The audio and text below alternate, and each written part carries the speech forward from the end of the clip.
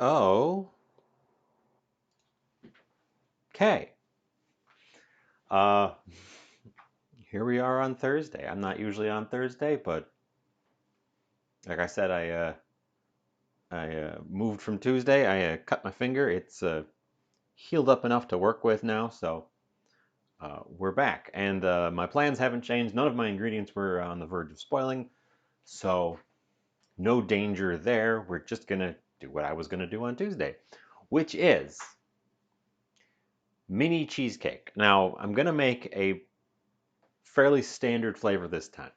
If you've been with me a while, you may remember way back at the beginning, almost a year ago, I made a pizza cheesecake,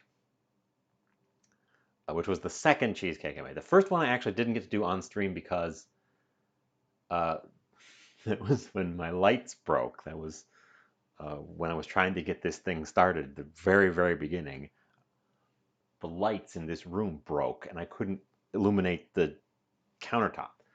Um, After that got addressed, um, that was a very plain flavored cheesecake. I wanted to get a handle on how the process goes, how to make them, before I went crazy with it. The second one was the pizza cheesecake, which was a massive departure. It was savory, uh, and it had mix-ins. It was really an experimental thing. I quite liked it, but the issue is it was very large. It was a full-sized cheesecake. I made it with my full-size springform pan, which is this pan. So I had a whole thing, and I shared it. I took it with me. There was a party that around that time, the our Groundhog Day party actually. Um, I took it with there, and people tried it, but it wasn't. People weren't a fan of it.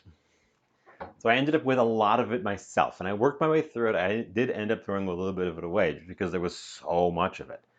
Um, so we're kind of swiveling back around. I want to try more experimental cheesecake flavors, but I can't be making a whole thing for each experiment because if they don't work out, then I've got a ton of excess. Also, I don't know if you've noticed, eggs are really expensive. And there's eggs in cheesecake. Um, so this is what I found. I found this at Goodwill. It's a miniature springform pan. It's about 4.5 inches when it's all closed up. Uh, so we're this is going to hopefully in the future facilitate my experiments. For this first run, I'm going to make a more traditional sweet flavored cheesecake um, to following a recipe to get a handle on the proportions because I don't have a handle on the proportions for this small one now. So we're going to follow a recipe to get a handle on proportions for this small one before I strike out and go nuts with a more exotic flavors. So that's the main project today. Cheesecakes have to bake. We're doing a water bath bake. We're not doing a no bake. So cheesecake has to bake. It has to cool in the oven, and then it has to cool out of the oven. So there's going to be some downtime. So in between there, I'll make something else, and we'll decide what that is as we move along. It might be as simple as uh, the same thing I had last night, mi goreng, which I've also made before. It's very good. Um, but we can get to that, and when we get to that, so that's the plan today. Make a miniature. I'm making miniature blackberry cheesecake to get a handle on. Here's the blackberries to get a handle on the proportions, and then down the line, I can try weird flavors and see if they work without committing to a whole 9-inch cake. Um, Maybe we'll finally get to do that salmon cheesecake that I've talked about. So I do have a recipe. I'm using mini cheesecake recipe from Lifestyle of a Foodie, uh, which is a water bath baked cheesecake. Step one, preheat the oven. So we will do that before we do anything with any ingredients. Preheat your oven to 350.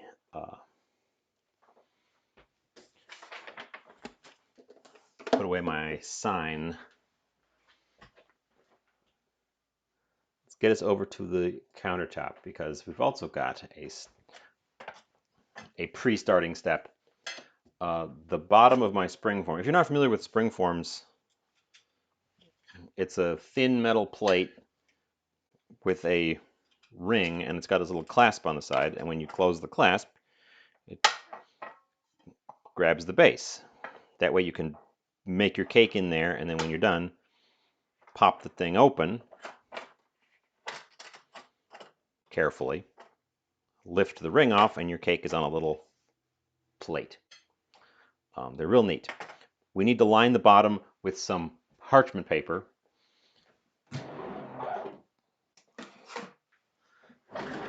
Because cheesecakes tend to be rather sticky, and I don't want to gouge this nonstick coating by trying to dig in there. So we're going to hook it up. Which way is this supposed to go? I always forget which way the springform bottom is supposed to be.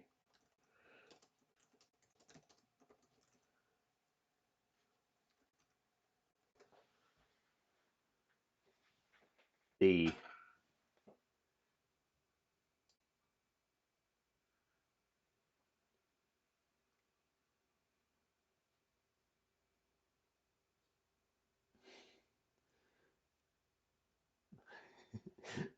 There seems to be a not a consensus about this.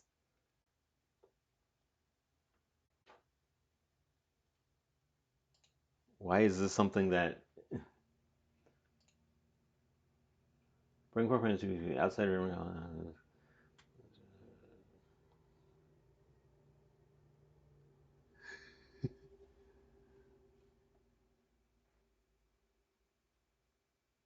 Which way does the bottom of a springform pan go?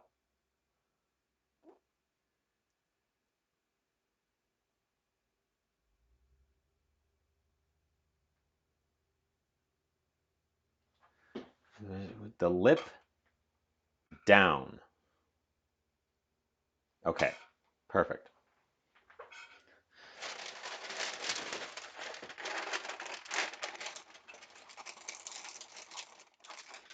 All right, that was it took altogether too long for a basic answer of which way, because there's a little lip around the edge of the pan here. And it took altogether too long for the basic question of, is that the top or is that the top? The lip is supposed to go down to facilitate getting pieces of the finished product off when you're done. Gotcha.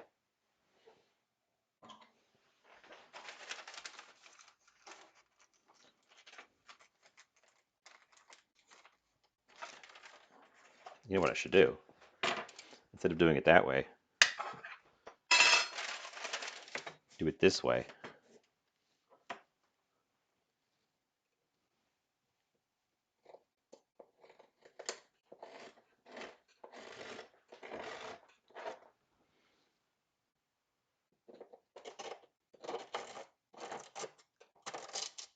Oop.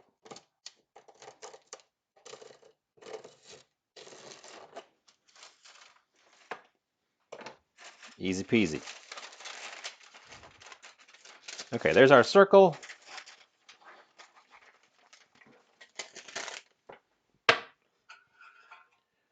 Which should fit right there. Perfect.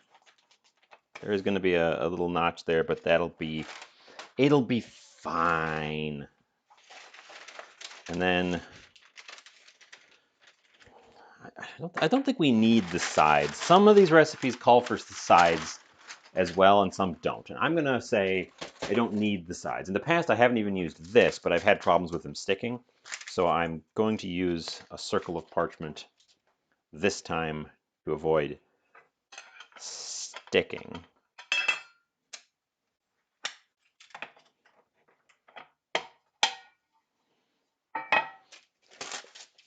And we also need to butter it.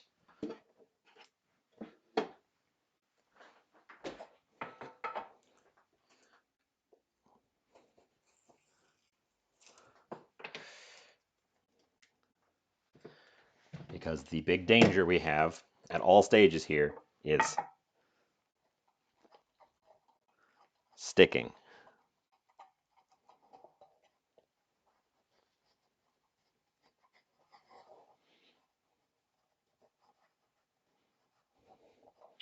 Putting the butter underneath will ensure that the paper releases. Buttering on the side will ensure that the cake part releases. And also, the butter on the bottom will help the circle of paper stick now before it's got anything on it. Like so. So it's not curling up.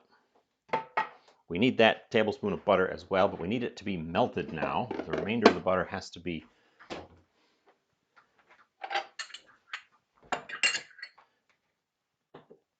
melted in a tiny bowl of our mini tiny bowls, because we're constructing the base of the cake. The microwave is around the corner, so I will just give that 30 seconds and check on it. Like the butter off my fingers. Delicious butter. That's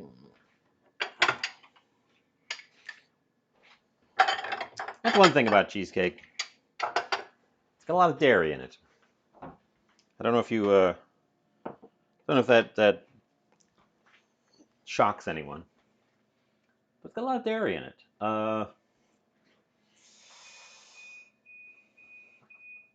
A tablespoon of melted butter, a tablespoon of plain old sugar,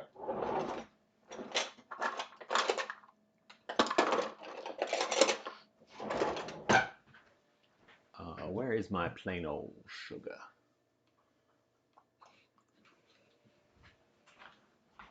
Plain old, oh, aha. Plain old sugar still in the bag. I just picked up some new gasketed jars. I should probably transfer the sugar into one of those. Unlike flour, sugar is not very compactable, so you can safely measure it by volume instead of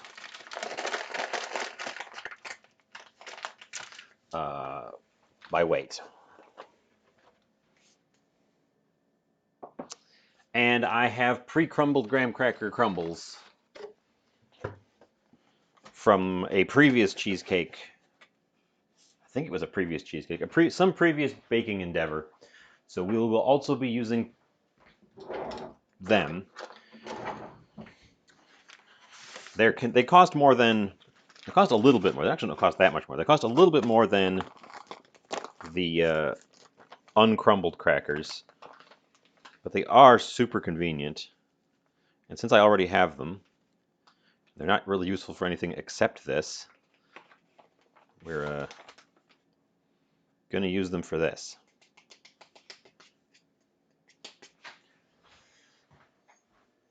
Check on my butter.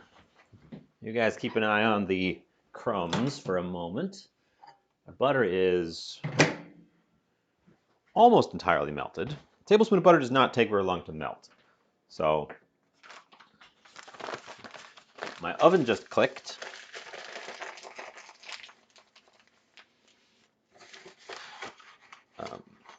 Doing the crust first like this is incredibly important when you are making a cheesecake.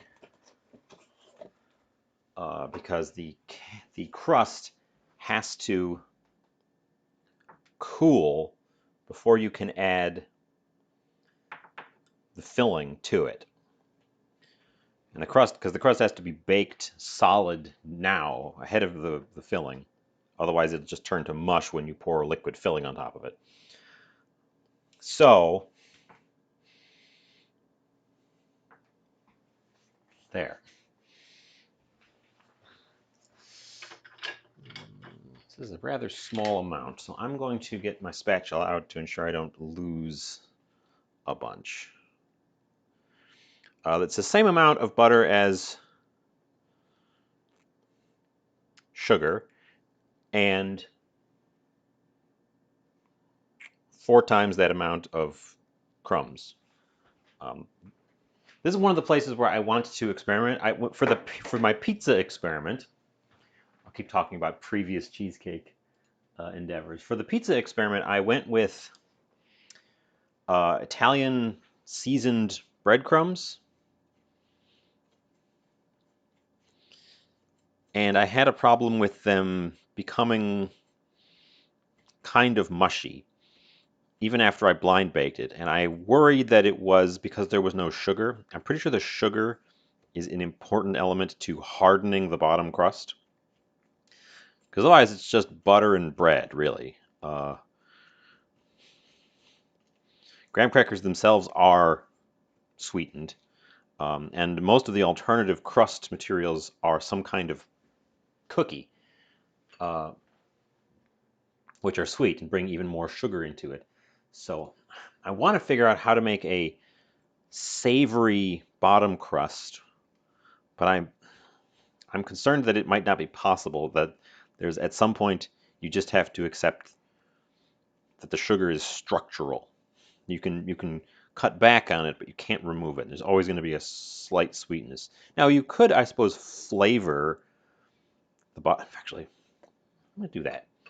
We're going to flavor our bottom crust. Not heavily, but just a little bit.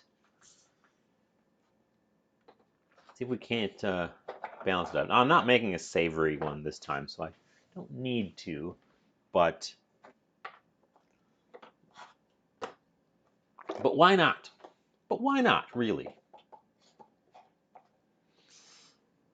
Cinnamon, anise, ginger, nutmeg, and cloves. Should have added this before I started.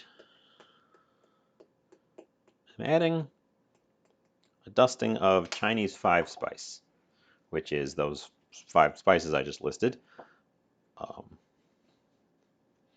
which should give us a little sort of warm, lovely variation to the crust. So it's not just graham cracker, sweet graham cracker.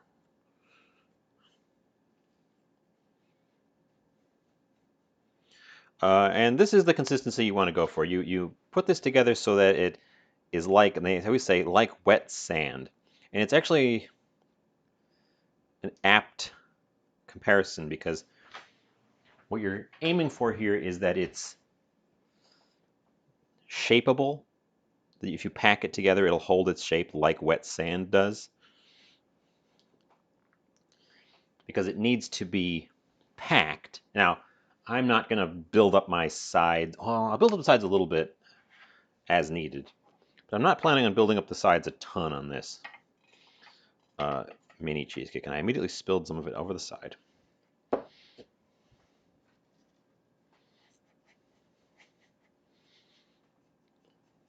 I don't think I need the sides built up a lot.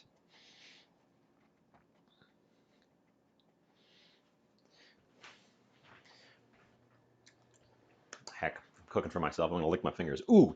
You can taste the 5-spice. You can immediately taste the 5-spice, which is a good sign that it's going to be quite noticeable in there when it's done. Okay, there's probably a specific tool for this next step. You need something that's flat on the bottom and round, so you can, and truly flat on the bottom and round, so you can press into this and really even out the bottom. So a can doesn't usually work because they have that little lip. And for my larger cheesecake, I used this, which is just a tiny, I think it's a saucepan, like for sauces. It's got this slightly rounded edge, but it's flat on the bottom with no lip. Problem is, it's the same size as this thing. So I might, I can't use that. I might not have a really good tool for this.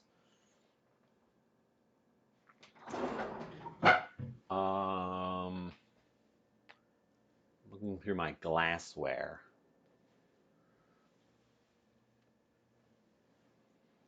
We've got these little jars. They're not perfectly level on the bottom, but they are perfectly level on the top.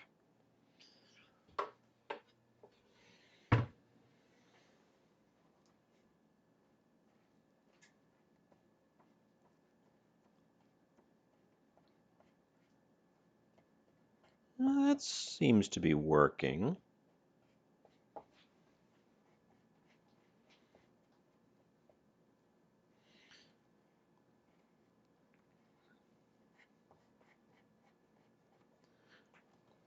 Oh, and we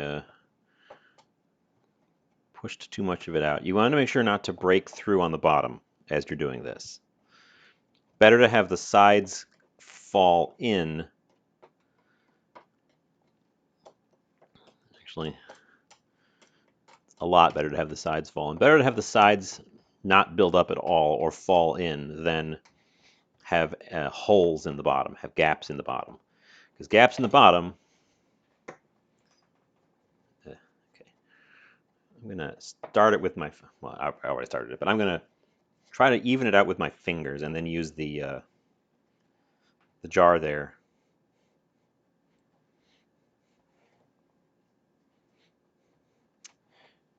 to pack it smooth. What you really want is for it to be tightly packed and a nice even layer. And then this flat surface with a rounded edge so I can really trace the edges of the round pan can give us a very flat, very tightly packed base.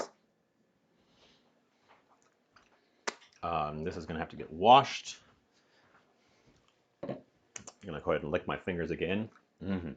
Chinese five spice in there is actually really good. What an idea. I'm already impressed with myself. Perhaps too impressed. Where's my, oh, I didn't get out my,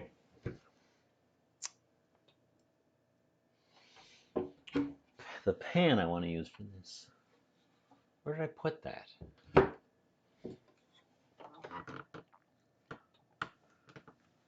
was going to use my, because it's a water bath. I'm down here. You can't see me.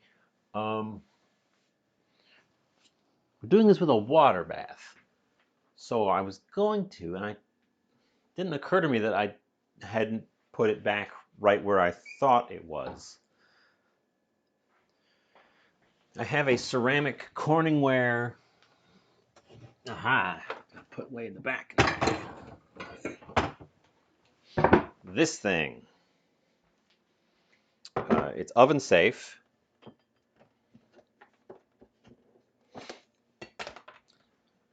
And we don't need a gigantic water bath for this, so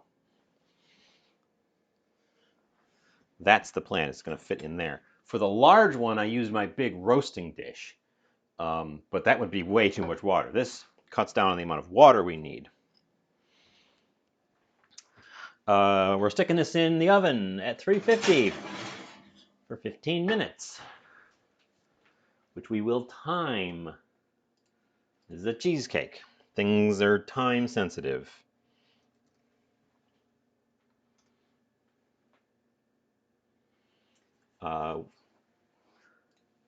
Okay. Yeah. Clean out my measuring spoon here. I'm going to need it again. Well, do I need it or do I need the half? Okay, that's starting. So now we need to start putting together the filling that goes on top of it.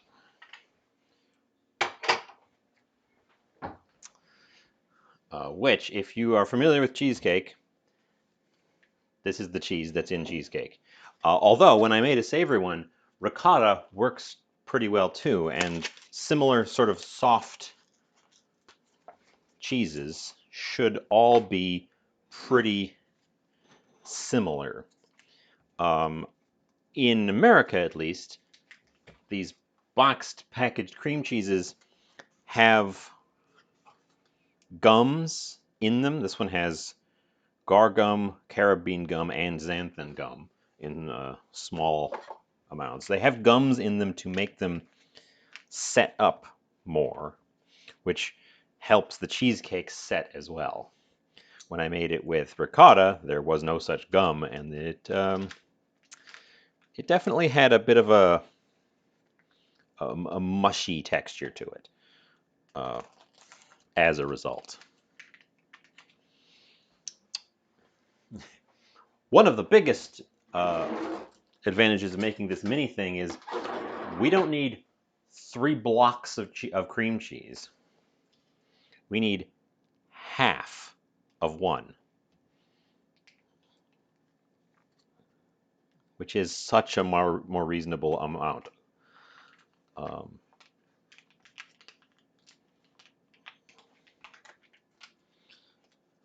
Oop, I can't get it. It's stuck to the package. Get out of the package. The packages come with little lines on them, much like butter, showing you the quantities. So what we're going here is for 4 ounces, which is about 110 grams.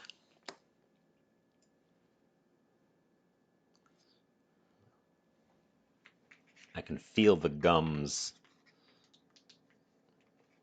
They make it kind of sticky and are a top reason why you need to pre-soften. You got to let your cream cheese sit out on the counter before you start, because it gets quite firm on account of all the gums.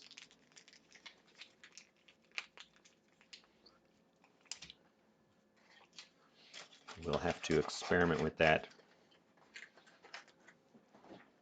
Yeah, I could do 2 experimental cakes with 1 block of cream cheese, which is just so much better. Now you're supposed to beat this to soften it first, and I find that is very difficult to do. So I'm going to add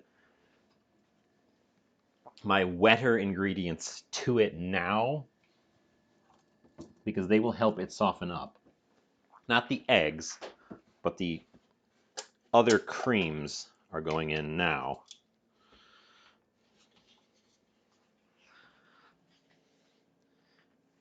To give us a bit of a help when we go in there with the whisk, because I'm not using a powered mixer for this. I'm using good old elbow grease. How do you open these? The hell? I can't open this.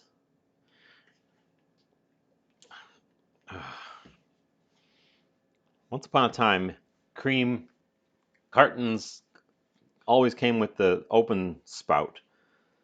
And they started putting these stupid plastic caps on them. And these stupid plastic caps are just...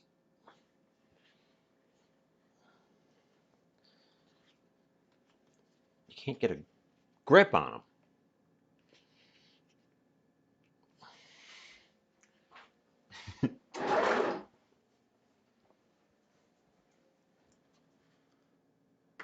Oh. I hate those things.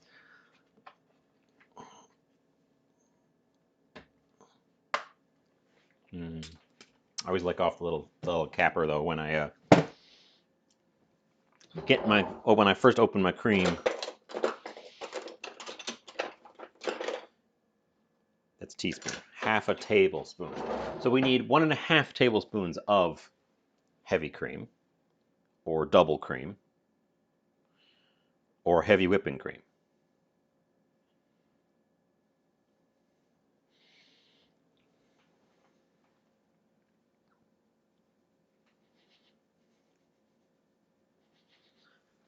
And 1.5 tablespoons of sour cream. My sour cream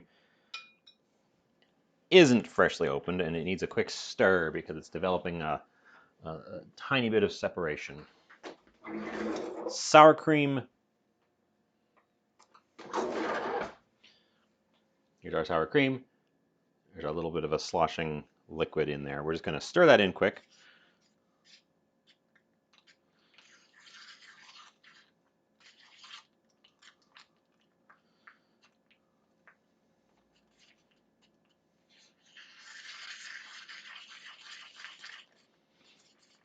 Sour cream helps with bringing a distinct cheesecake tang.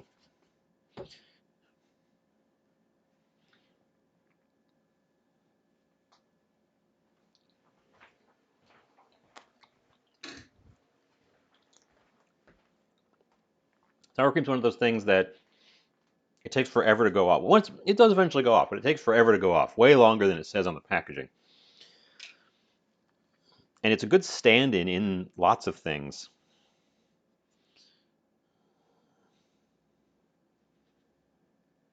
Oop, that guy out of there. For other dairy that goes off much faster. You can put it in like a macaroni and cheese in place of the milk or cream. I think you could probably go with just all sour cream in place of any other dairy in some of the mixes. Just cut butter out entirely.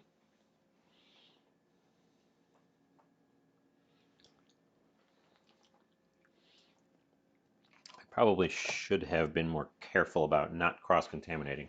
You can contaminate your sour cream, and I was not careful there, so I might have to use that one up quick. Because I think I stuck my finger in it. Again, I'm making this just for myself, so no huge loss. I'm going to use some imitation vanilla. Real vanilla is expensive, and there's so much going on in this kind of a recipe that I don't know that it's worth investing. Imitation vanilla is just a synthetic product of vanillin, which is the chemical that you would recognize as vanilla flavor. Usually derived from wood pulp. It's very flat and one note compared to real vanilla, because real vanilla has all these other compounds, this really sort of complex floral flavor in addition to the vanillin. So the imitation vanilla will give you a very flat vanilla flavor. For anything where the vanilla is the main event, I would say get real vanilla. But for something like this, where it's being thrown in to kind of perk up the other flavors, because you're not going to be tasting vanilla at the end of this. I think real vanilla would be wasted in this kind of recipe, because it's going to get lost in all this other stuff. We're not going to put the flour in yet, and we're not going to put the sugar or egg in yet, because I'm going to beat this as is until it's nice and smooth.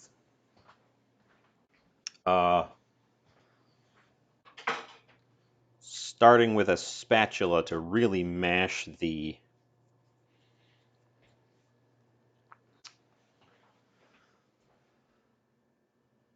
Actually, this recipe has me throw everything in there now. Well, it uses a stand mixer.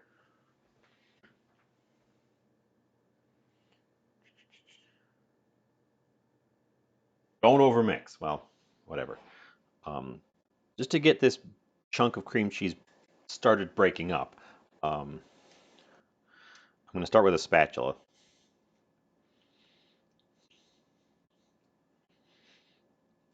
Try to get it to combine with the liquids a little bit before I hit it with the whisk and the sugar. How much sugar does this need? 2 tablespoons of sugar. Not a lot of sugar. Well, the recipe, honestly, making a small recipe like this makes it feel a lot less excessive and indulgent as well. Like, half a block of cream cheese is quite a lot of cream cheese. A tablespoon of heavy cream and 2 tablespoons of sugar, that's not that much. Um, that sounds like a pretty reasonable amount.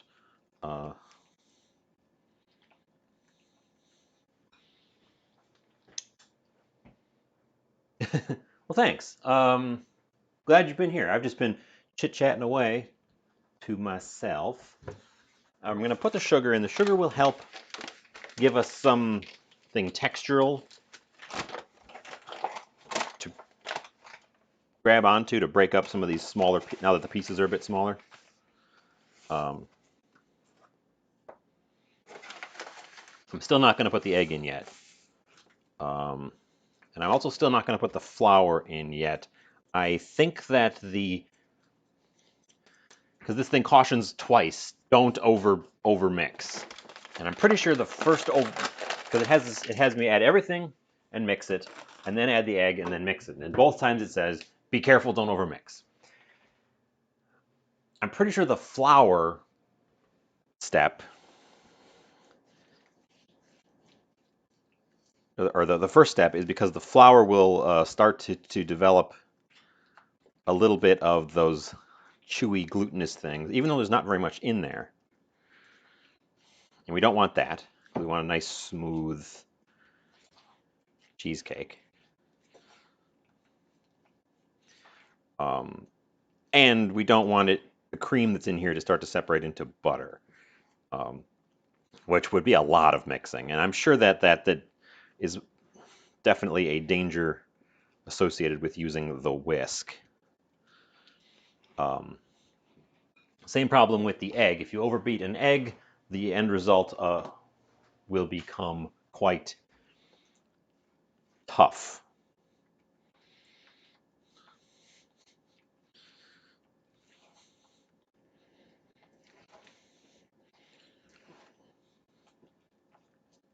You want to beat the egg until it's just combined, because the egg creates a binder to hold all this together.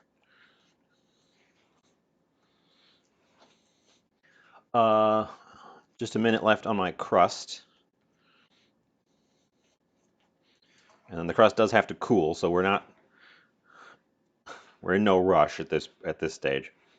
That little tiny crust and that little tiny pan should cool pretty quickly, though, compared to the big ones. Then we have to change the temperature on the oven as well.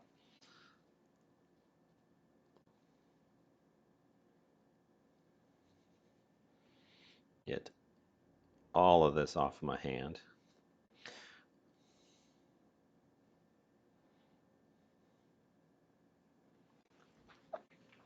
Give it a little lick, because why not? Grab your own whisk and start whisking. So from my own experience, if you start with the whisk, it does that, but it does it really badly, where the cream cheese just ends up inside the balloon of the whisk instead of mixing around. And I'm sure if my cream cheese was perfectly room temperature, I wouldn't have nearly as much problem with that.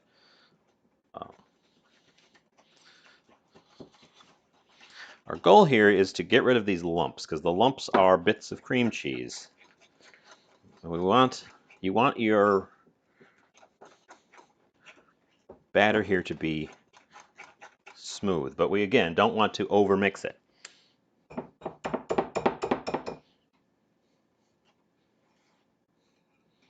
This recipe actually does not have me put any lemon juice in. In the past, I've always put a little bit of lemon juice in here as well. It helps with the tang, and I think it helps with the liquidness. So I'm actually going to give it just a tiny dash.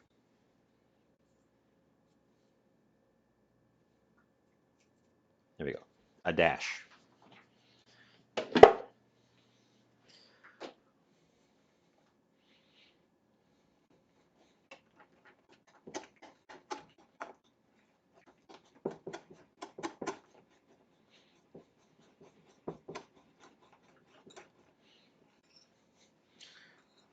Having beaten whipped cream and a couple of meringues by hand, I know we're not in any danger of over mixing this at this point.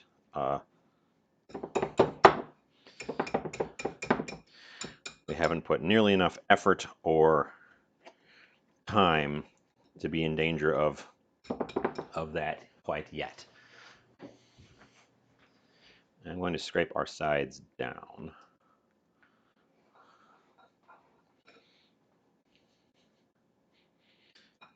And this wants me to add a little bit of flour. Half a teaspoon of flour, in fact. My timer is up. I need to take my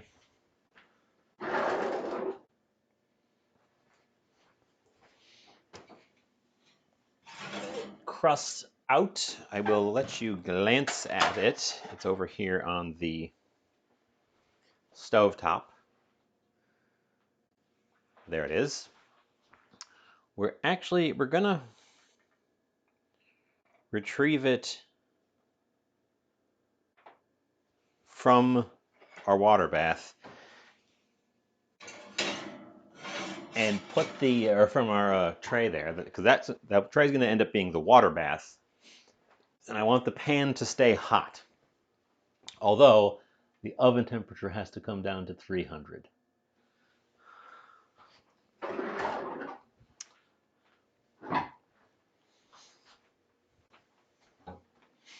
Let's get out my small rack so that we can get this off of the top of the stove, because there's residual heat bleeding through. We can bring it over to where there's no heat and it can cool properly. Hopefully without melting any of my cords, but I guess we'll find out. Such a tiny amount of flour is going into this, but I'm going to do that now. This is the only cheesecake recipe I think I've ever encountered with flour in it. And I'm tempted to just say, nuts to it. It's such a tiny amount, but it must do something.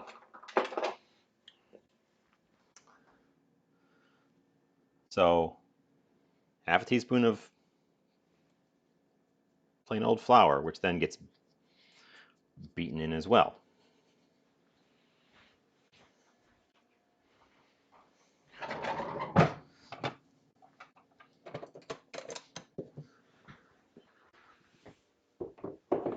Unclear as to the purpose.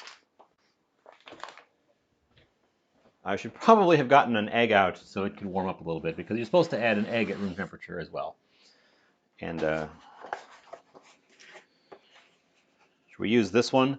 The largest egg, one of the largest eggs I've ever seen, or a more standard sized egg? I'm going to use a more standard sized egg. Cage-free, humane, ungraded. You never know what you're going to get. I've looked in some of these and I've seen eggs that were probably the appropriate size for traditional French cooking, where they call for an egg, and what they mean is an egg from how big they were in the Dark Ages.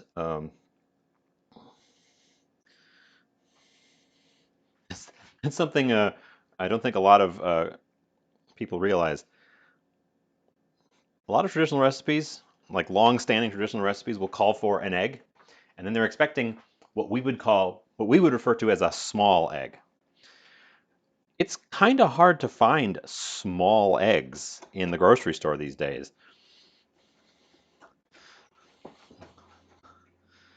They they've been breeding chickens and selecting for larger and larger eggs for quite some time. That's how we get medium, large, jumbo, colossal, all these extra sizes. So my egg is very cold, which is not how it's supposed to be, but oh well. I didn't pre-warm my egg. We will get that guy in there.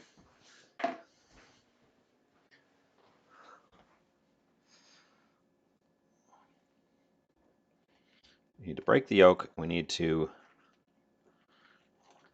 stir it together until it's smooth. And there you go. The extra liquid from the egg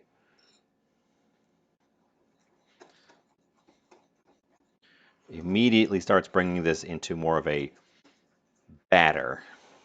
It was very thick before. Now it runs and we can pour it. You're supposed to go just until you can't see the egg anymore. But I'm going to give it a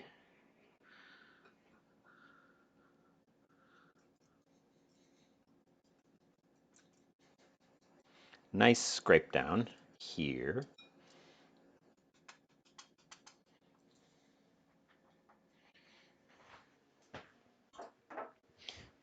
And a couple more passes with the spatula to ensure that it's incorporated all the way down to the very bottom.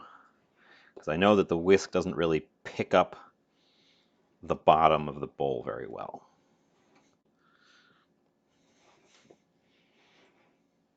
And again, the caution about over mixing is definitely a result of the use of powered mixers, which it's very easy to lose track of them and then they just over mix. They turn your eggs into rubber and your whipped creams into butter. Felix, you're first. Tiny Whisk was recently given a bath, so he's over here in the drying area. He's a little bit too tiny, even for this mini cheesecake.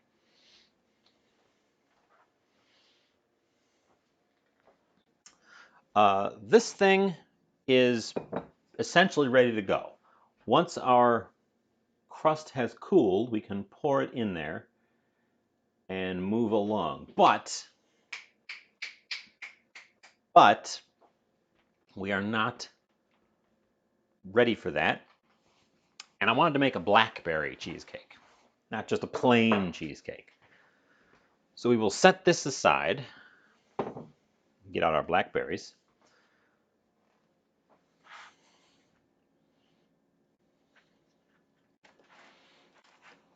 Sample our delicious blackberries.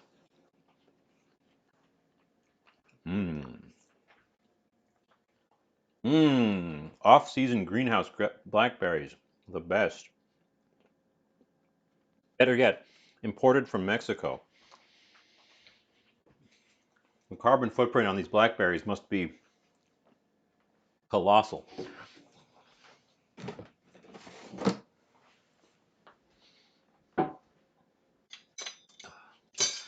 I haven't moved the gentlemen this whole time. They've been watching us. They've been watching us. Now the gentleman must move because we're getting out one of our big devices. Clean up the edges. Clean up around the edges here.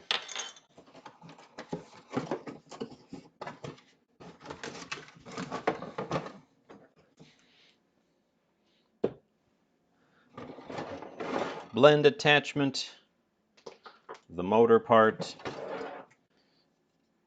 and the cup. Or do I want to do it in this thing?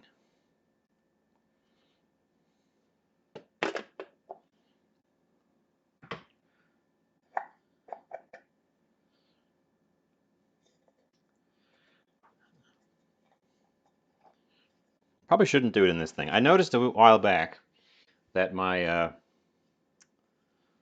the chopper attachment just is developing some cracks around the post from the torsion, and I'm afraid it might break out at any point now. So I'm sad that I think this base part must be retired unless I can find a replacement at the Goodwill.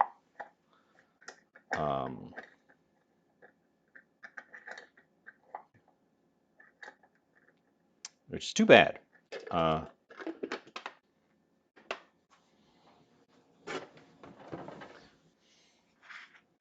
we are going to take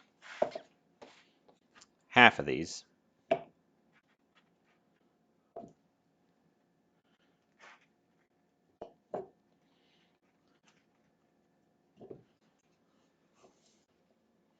Half-ish of these.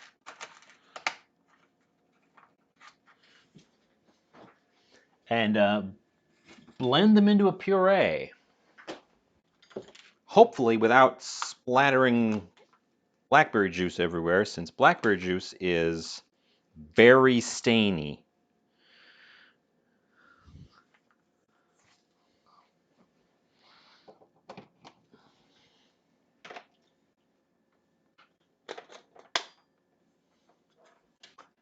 So wish me luck.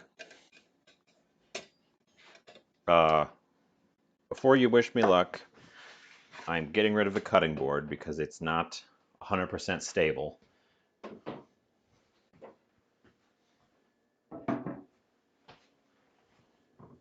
Anything that's not 100% may as well be completely destroyed. Okay, here we go. Let's try it on low speed as well, so we don't press the lock, press the go, hold the go.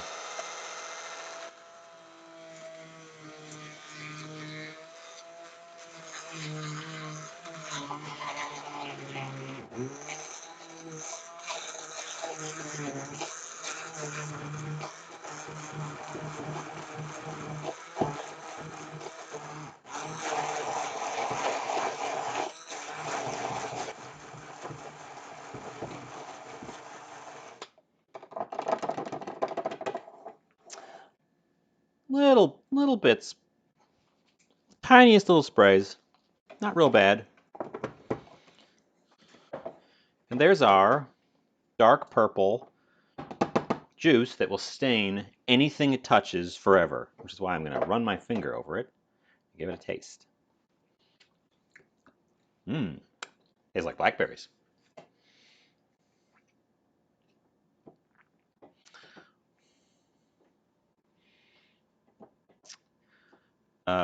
This is the kind of thing that the stick blender here is perfect for. This quantity would be much too small to look at the inside of this thing.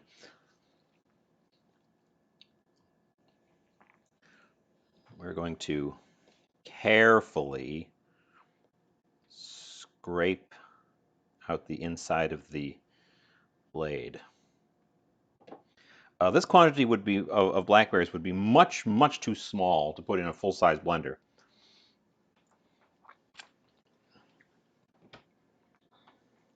But the stick blender, it's perfect.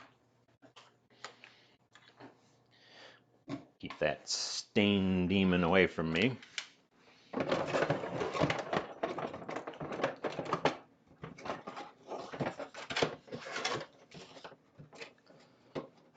I don't use the stick blender a lot, in part because that the little chopper dish is showing signs of torsional fatigue. But the things that the chopper, that the stick blender does, the things that it's for, it does really well, and there's not really a substitute.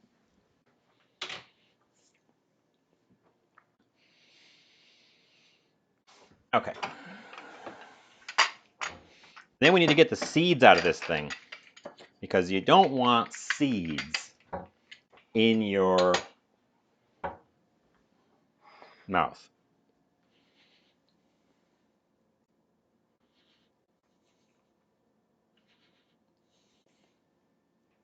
I mean, somebody probably thinks the seeds are the best part, but for the most part, the seeds are not the part people like of these cluster fruits.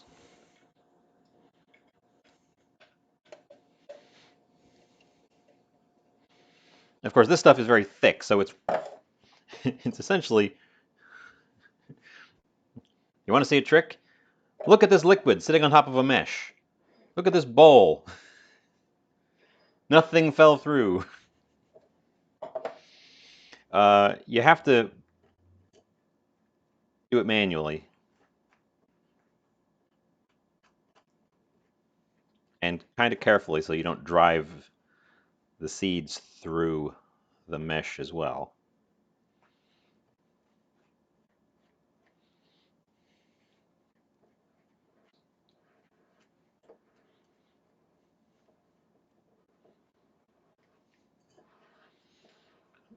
But if done slowly and carefully, the amount of goo should decline and the amount of seeds should increase, and you should end up with a blob of just the fruity parts down below and just the seeds up above.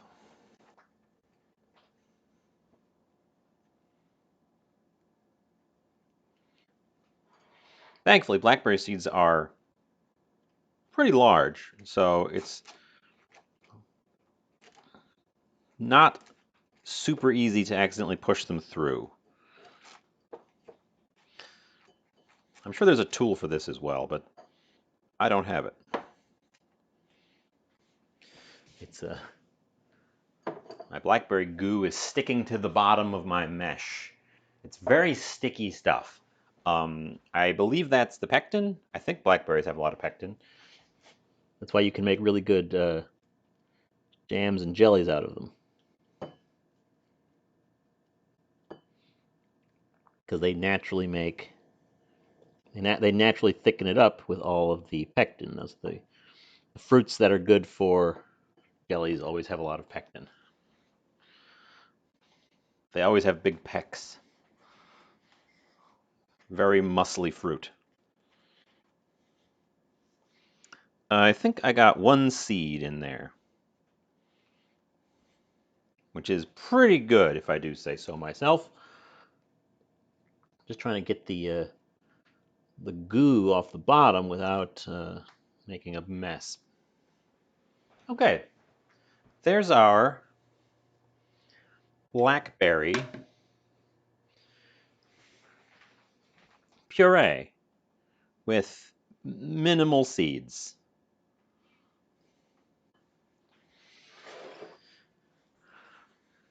I'm pretty pleased with that. I think there's probably more there than I'm going to need, but it's better to have more than not enough.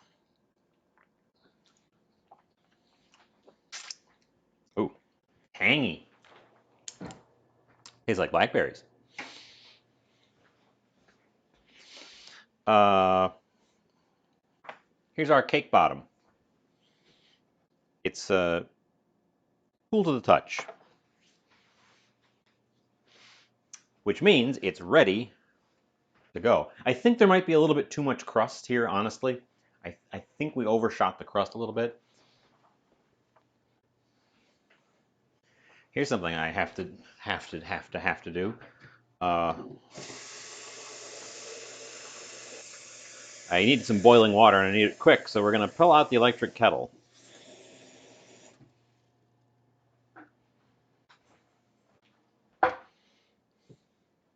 Electric kettle full of water. Now this morning my electric kettle didn't want to start boiling. I had to turn it off and on again. So let's see if it does it now.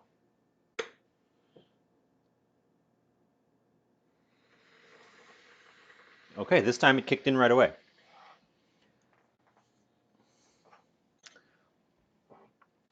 Okay. Because we're doing a water bath. Oh, that's right. Before I fill this, before I do any of the rest of this stuff, this thing needs a safety seal.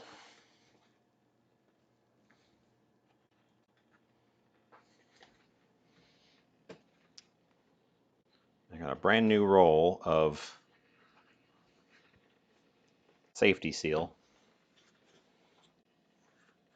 which says lift here to open, but there's no... Ugh. Oh, well, okay. They weren't lying. Lift there to open.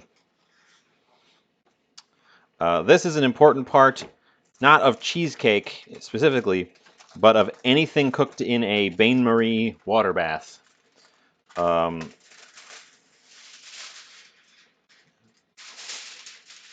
especially anything cooked in the spring form, because there's a little joint around the edge where the side grabs onto the base. And it's not 100% watertight, it's just a tension lock. So there is a danger of potentially water from the bath leaking in the bottom of your cheesecake, and that's how you get soggy bottoms on your cheesecake.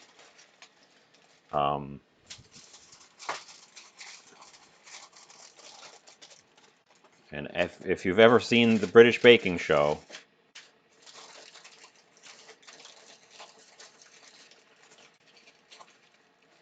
you will know that Paul Hollywood does not abide a soggy bottom.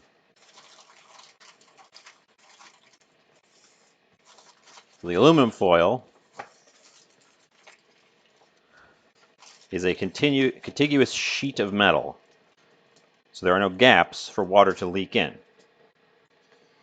Take a peek, I haven't torn it. And since this is a small one, I can just use a standard size aluminum foil.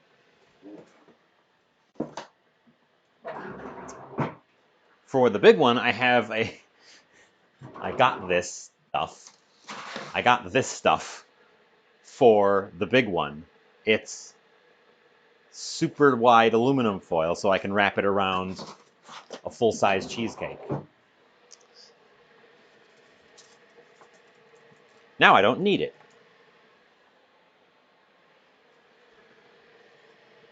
So, we fill this. Now, I kind of want the Blackberry to just be a topper.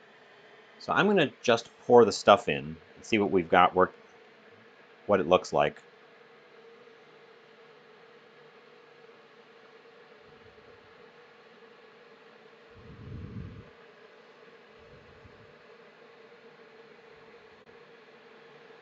I think, like I already said, I think the crust is just slightly too thick.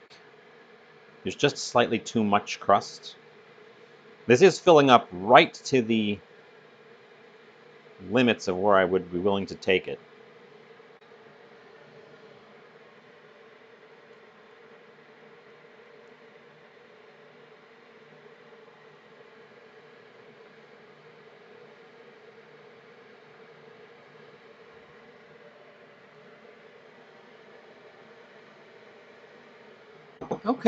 Okay, looks nice and smooth.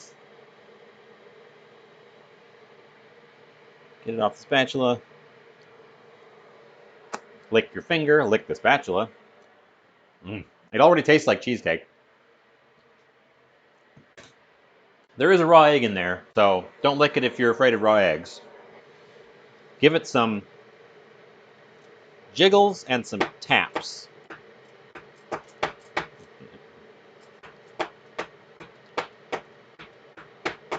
Because there are bubbles in there from the mixing. And we want them to... Oop, this bowl is dripping. We want the bubbles to rise to the surface and pop now, because if they are still in there when it bakes, they will expand and attempt to pop out while it's trying to set up. So we really want to tap out the bubbles. And because this is filled very close to the top of the ring,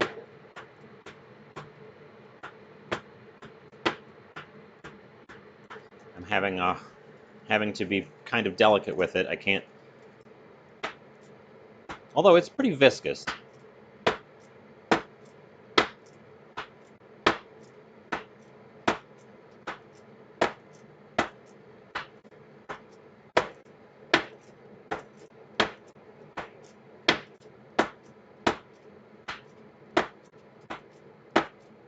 We want to get as many of these out as we can for the reason I just said. If they're in there and they try to come out, they'll try to burst through after it's started to set, and you'll get cracks and such from the air, the trapped air trying to expand. We're not making a meringue. We don't want that air to stay in there.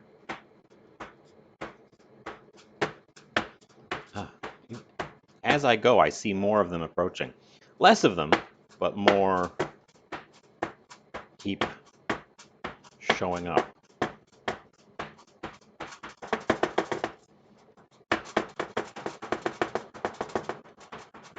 We've got time to do this.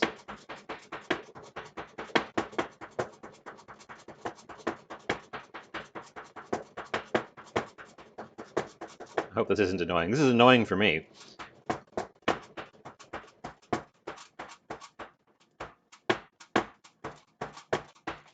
Probably should have tried to tap the air out when it was still in the other bowl, when there was more room and I could be more forceful with it. Because then it wouldn't have gotten air back in it at this point. It does not need to be perfect, so I think I'm going to say it's good enough.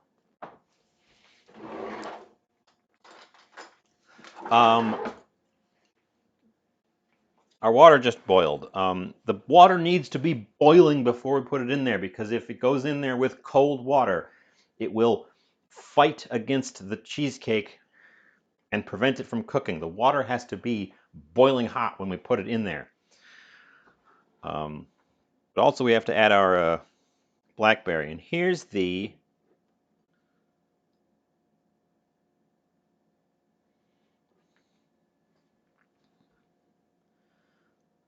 decorative bit.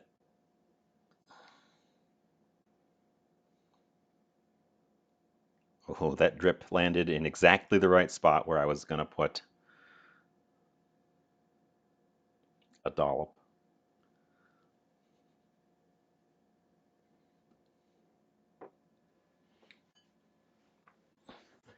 And then you get out a toothpick.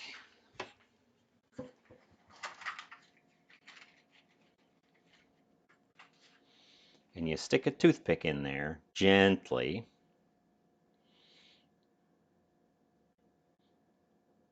And it makes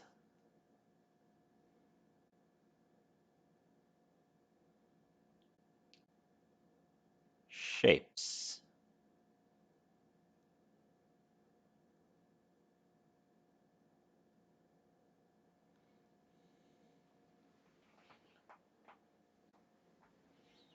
What do you think? Good enough? I don't really want to go nuts with it.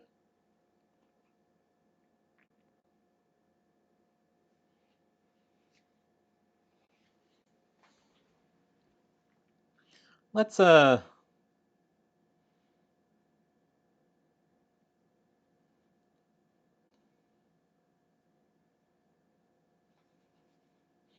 that kind of thing, that sort of marbly swirl.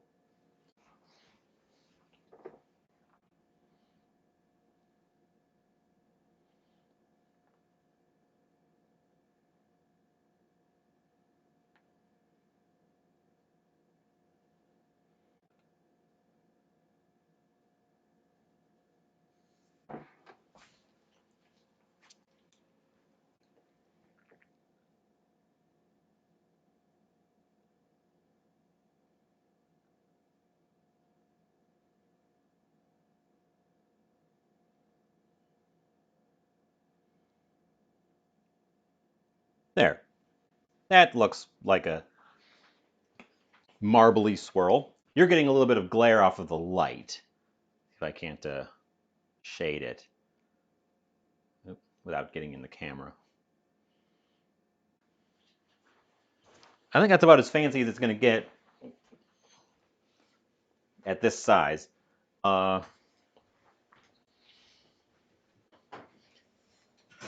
Okay. Join me over here on the stove. I just pulled this guy out of the oven. We are going to place carefully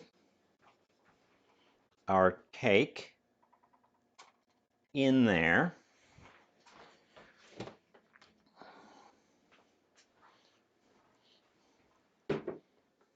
And this is the annoying part because they don't. It's hard to move these things when they're full of boiling water. So we're going to open the oven, pull the rack out, and place this on the rack where you guys can't see it without dropping it.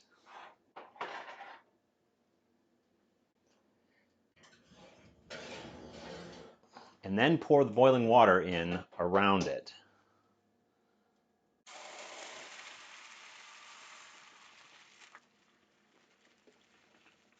Carefully.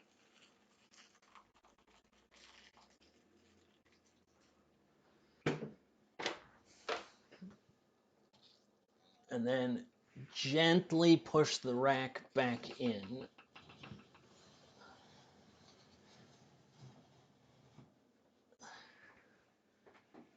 Close it up and set our timer. That would be a use for the remaining berries. I did say I probably made too much berry, so I've got more berry than I think I need.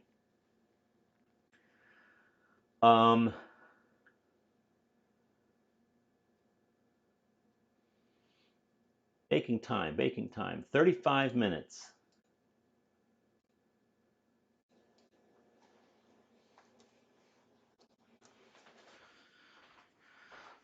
The function of the water bath is A, to regulate the temperature, because the temperature in there should never go above boiling, because the water will be trying to boil the whole time. And two, to make sure it doesn't dry out. The top of the cheesecake would turn into a dry, cracked, leathery, terrible mess if you just stuck it in there dry. The steam from the water bath keeps it all hydrated. I could turn this into an actual like syrup. We've got this left now. There's not a ton of it here, but it'd be a shame for it to go to waste. While that's baking, and then it's also going to have cooling time afterwards, I need another project. Need a secondary project. Because also I need to have some dinner. So, what do you think? Probably not stir fry, because I don't want to, well, not like an aggressive one, because I don't want to jostle the oven. Oh, actually, I know I'm gonna. I thought about this. I had thought about this. I forgot that I had pre-thought about this. I was looking around and I found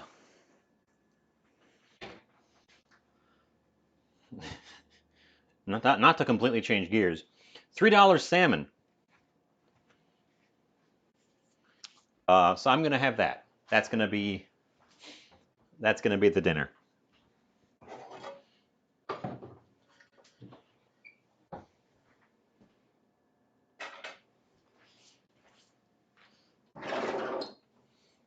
Someone comes in now and sees me with fish.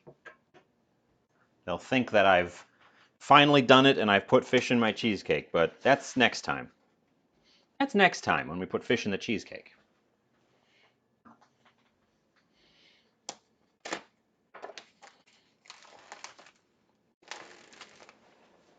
Uh,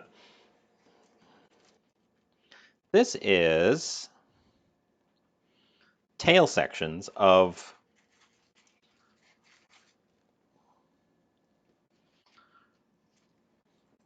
wild coho salmon. No, farmed coho salmon. Sorry, I thought these were wild. But they are from the U.S., so they're not imported from Chile. Uh, and it seems like it's a better quality. The the grain between the flakes is much finer. It doesn't have those big stripes of fat in it. The color is nice and dark and rich, which they can fake the color. They can't fake the grain of it, at least not easily. But so, yeah, I'm probably not going to eat both of these tonight, but I will cook both of them now.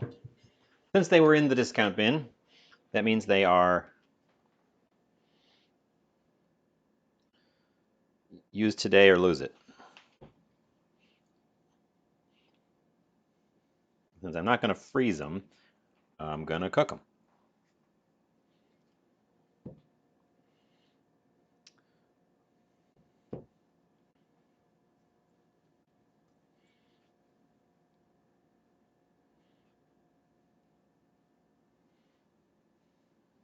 I know people who signed up for cake are now getting treated to fish.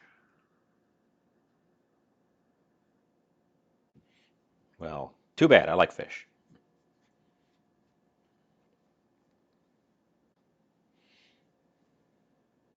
I'm just oiling them up on both sides, just a thin layer. It'll help the spices and such that I'm going to put on them in a moment stick and get them nice and lubricated before I stick them in the pan. And I will have a vegetable to go with this. Wash my hand real quick.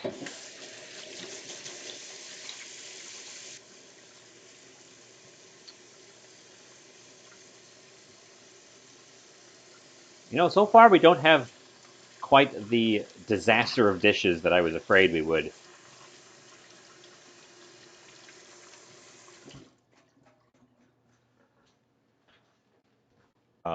Towel, towel, towel, towel.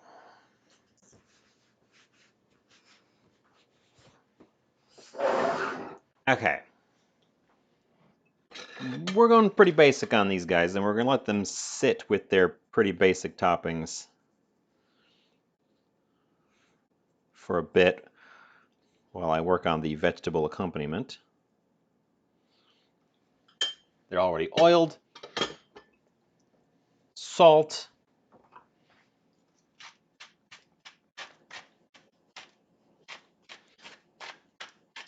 Pepper. Black pepper. Smoked paprika.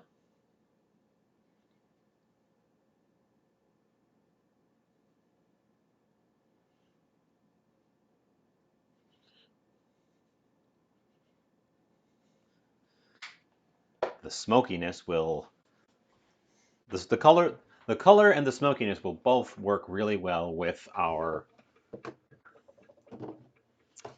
fish here.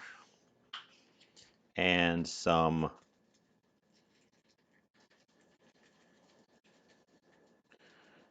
garlic powder on the outside.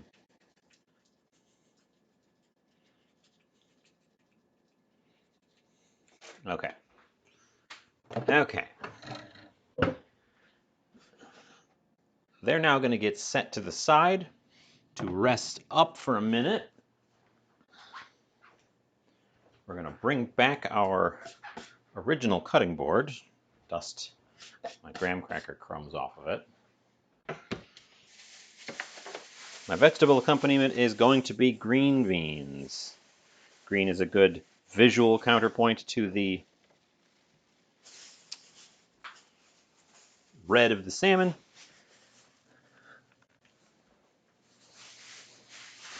And green beans are pretty easy to make. We just are going to take the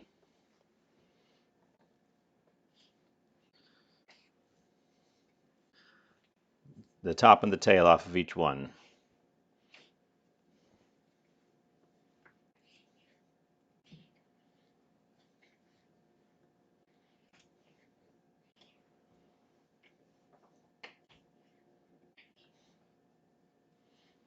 Which is a personal preference of mine, not necessarily required.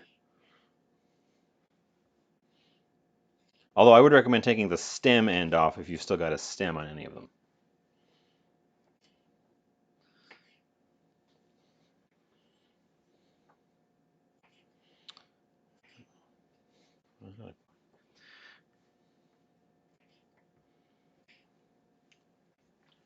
The plan is going to be to cook the green beans in the pan first, or at least start them first, because they'll take a little bit longer. And then pull them out, let them rest on the side while the salmon finishes up. And we keep an eye on our clock for our cheesecake.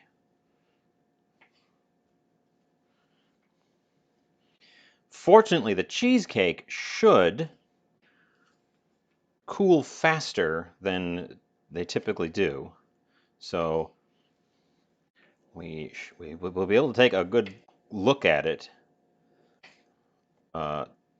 within the time frame, which is going to be another advantage of doing a small one.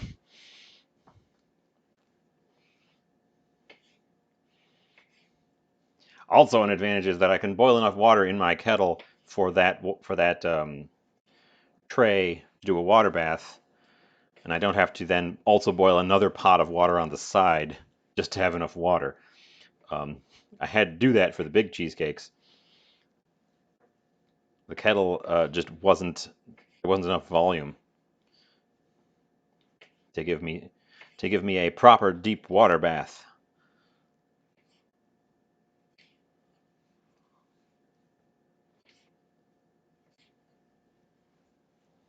It's a lot of green beans. I probably grabbed too many green beans. Oh well, I like green beans.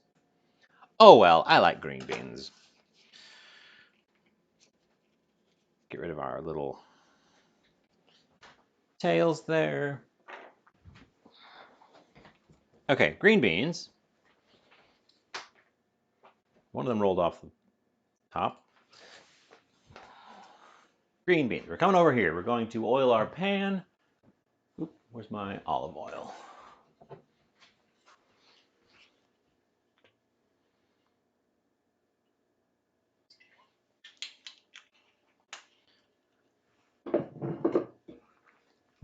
Oil pan, heat on.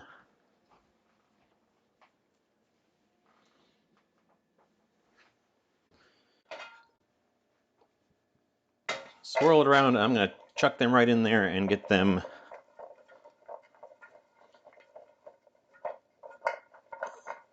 nice and oily before I even get the heat on.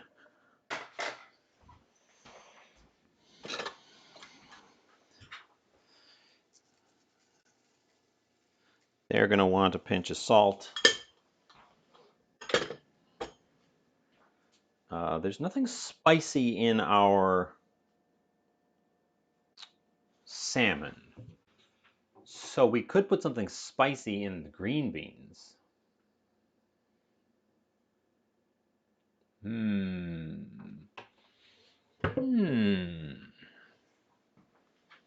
What do you think?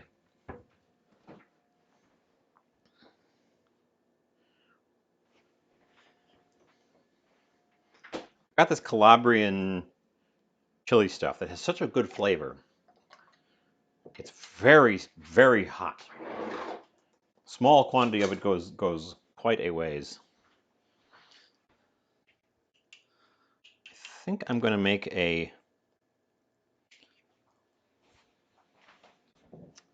sauce to top my green beans, or to toss them around in real quick. All they're doing is heating up, so let's pop back over to the counter. What I've got here is a small scoop of Calabria chili paste,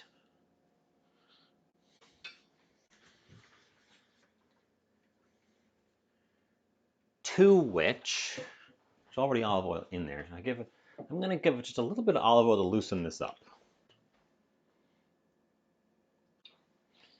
because the paste is pretty thick.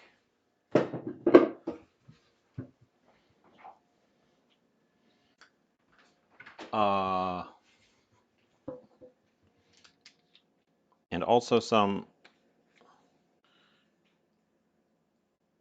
just a small amount of tomato paste.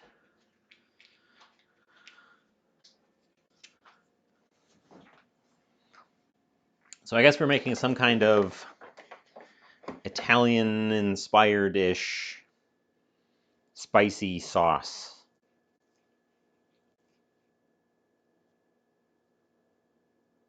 Oh, and a little bit of cheese. Okay, yeah.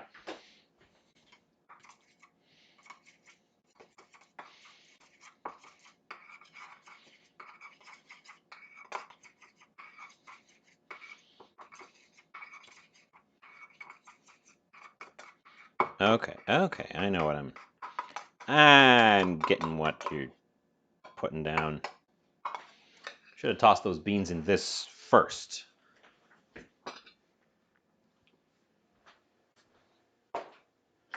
Oh well, I guess we'll do it now.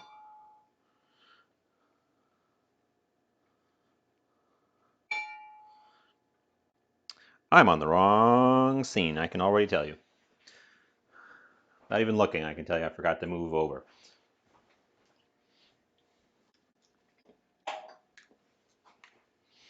Just did a taste. I licked my stirring spoon as though it were a tasting spoon, and the stuff tastes pretty good, but it's definitely got a spice to it.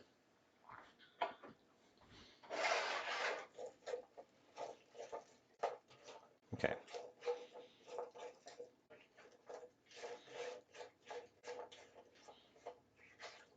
Get these guys all mingled in with the sauce.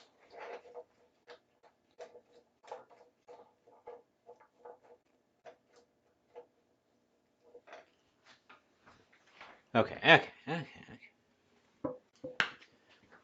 We're gonna toss a couple of things at it real quick just to goose it up.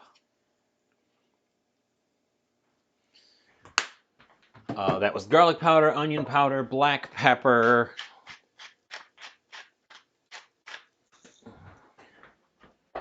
and some basil.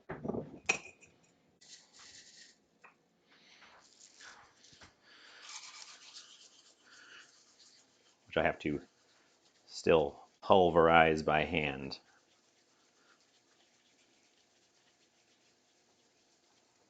My basil was super productive last year. And I am very pleased with the amount that I've still got to work with.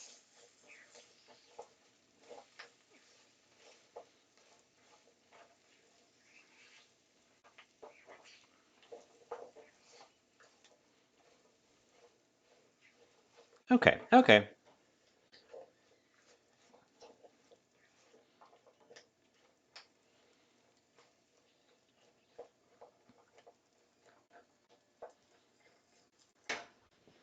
Okay, let's let those cook away a little bit, and we will revisit the blackberry stuff.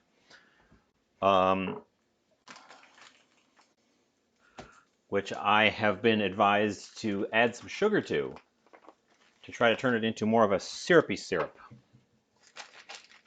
So let's give that a shot. Specifically, I'm going to throw in some powdered sugar.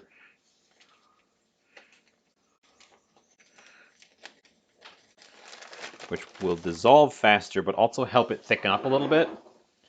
And we're not going to forget about our loudly sizzling beans back there.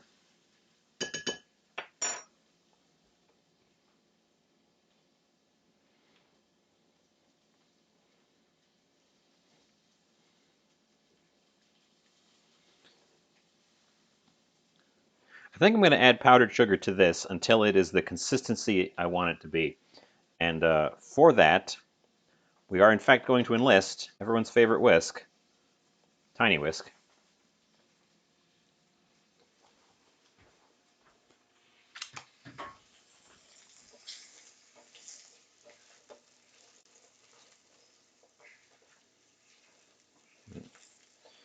Okay, the beans do need tending. We can't just ignore them over here. They want to, they need to be stirred around as we're going. So,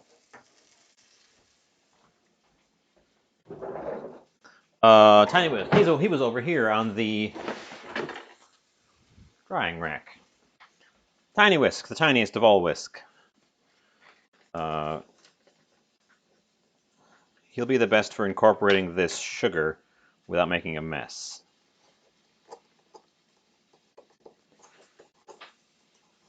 It's always surprising how much sugar or powdered sugar you can add to a liquid. The stuff just really loves dissolving in liquid. It does cause it to thicken up, but it doesn't do it real fast, and it doesn't clump.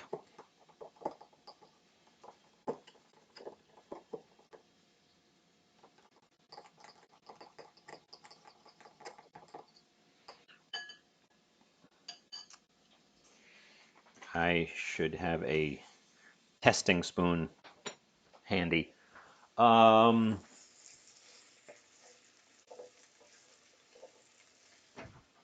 think our beans are done and need to come off the heat.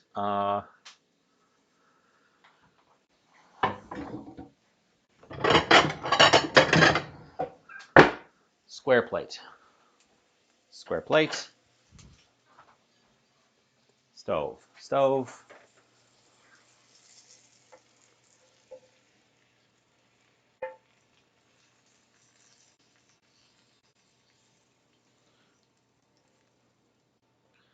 Beans.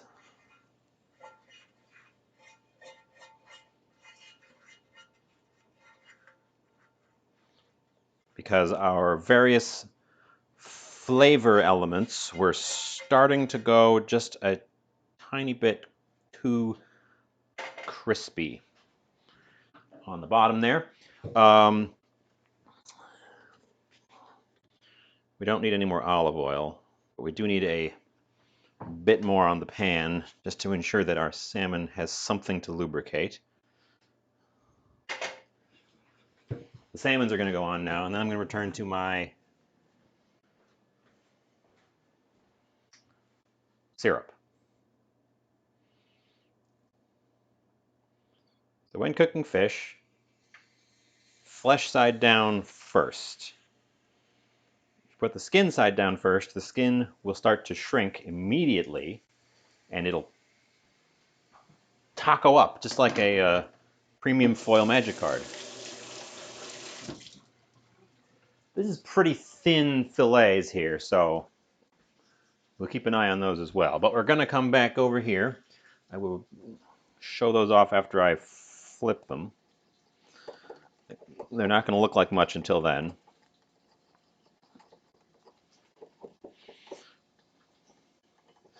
And we return to our blackberry syrup.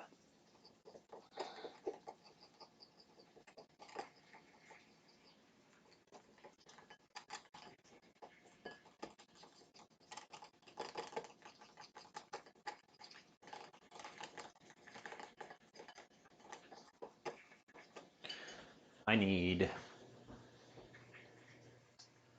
this spoon, and I need it to be cleaned. So this was pretty thick to begin with, so we're looking for the coat the back of a spoon level, which is ooh, actually,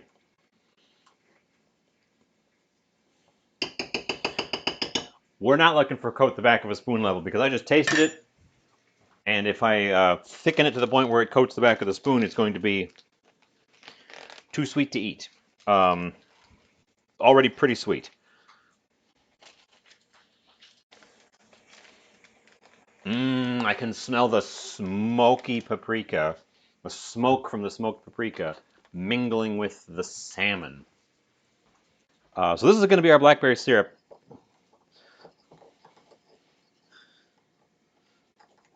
Because I don't want to add any more to it, or it will become too sweet.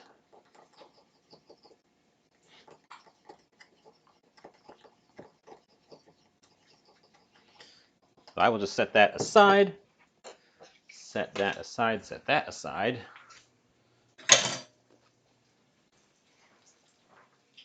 Pop us back over to the stove.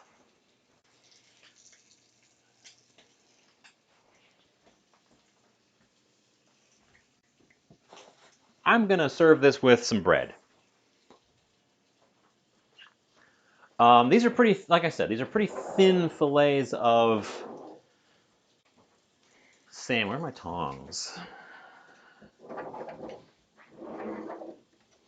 I will use cooking chopsticks. These are pretty thin, so they're going to cook relatively quickly. Oop. I'm going to drop and break them.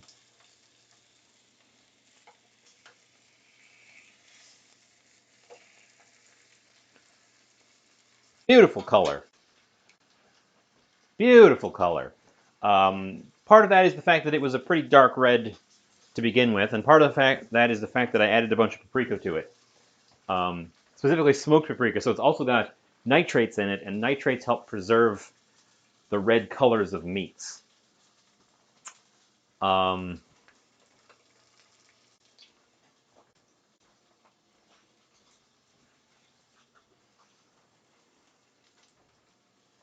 Exciting stuff we have going here. I should keep the cooling rack handy.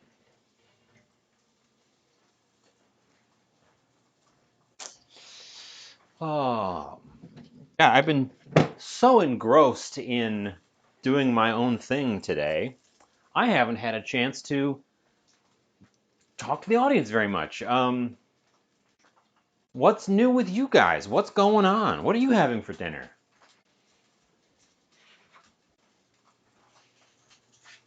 It's Thursday. We never get to talk on a Thursday.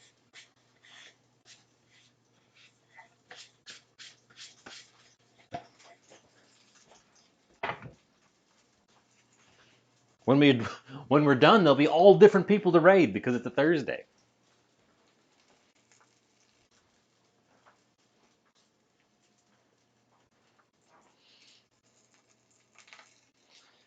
Um, so this being a bargain, use it today or lose it salmon, I am going to err on the side of cooking it straight through. We're not going to leave that little blush in the middle, just because it is on its last day. So as a just-in-case measure, it smelled fine. There's nothing like, I couldn't detect anything wrong with it. But better safe than sorry. I did one time, exactly one times, I got sick from something I found in the bargain bin. And that time, when I opened the packaging, I could tell that it was off. I could smell it as soon as I opened the packaging, and I was like, I bet I can just cook it out. And I couldn't, and it made me sick. Trust your nose. When your nose says, oh, that's spoiled, it's spoiled. Don't eat it.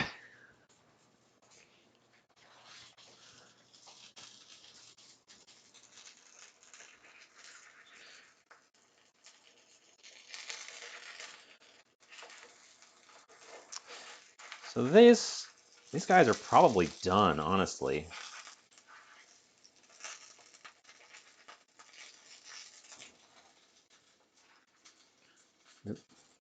Made a skosh of a mess on the side of the plate. We're going to serve both of them because they look very nice together.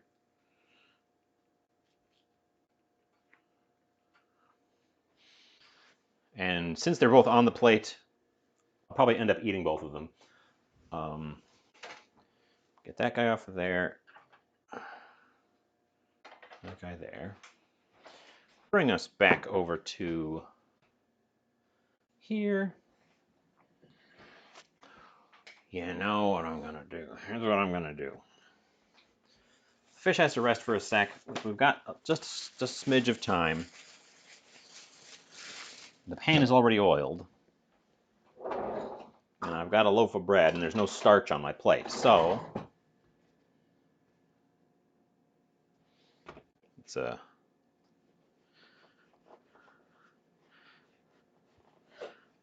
away that rough part. I wanna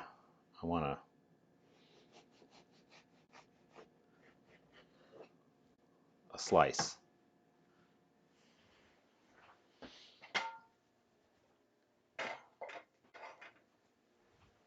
I'm gonna make a quick toast. Quick pan toast.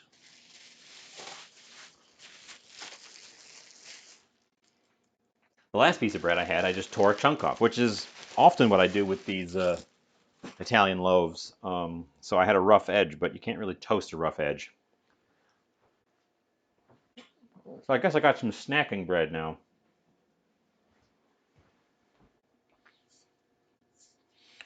I haven't made my own bread all winter. I find proving the proving stage is so much harder to handle when the ambient temperature is very low and also the humidity is so low. It just doesn't poof up nearly as much, and it often gets kind of crusty on top. Because I don't have a dedicated proofing spot, I just kind of actually do it where I was building the Legos last weekend. So just right in the other room. While that toast is toasting, good time to clean up the edges of my plate.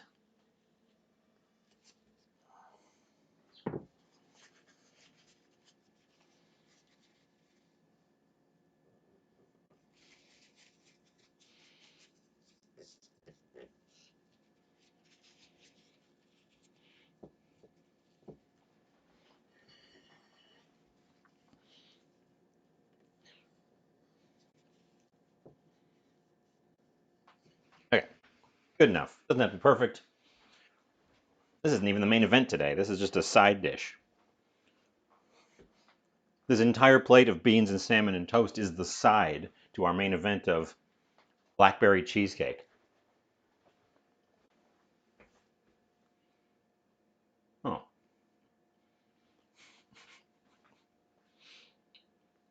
Well, farewell, yon follower who just unfollowed me.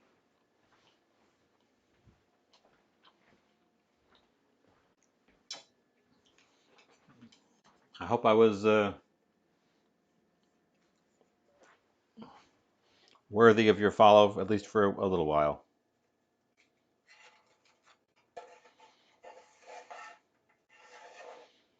This needs to be hotter.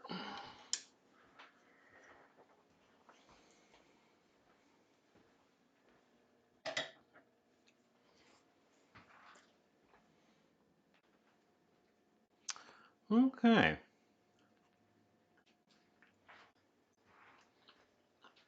So the toast here is going to, one, soak up the flavored oils that are lingering in our pan, and two, give us a starch and a textural counterpoint on our plate.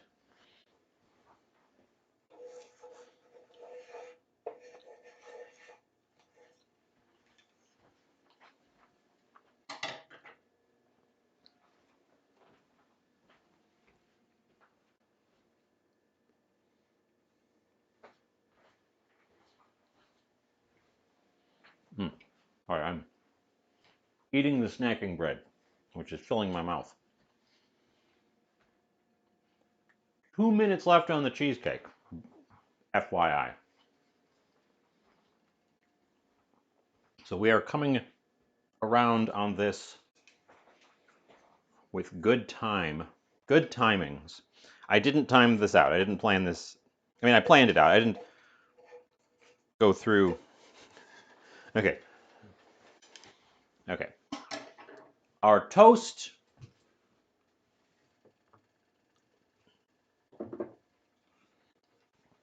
is probably a little dry.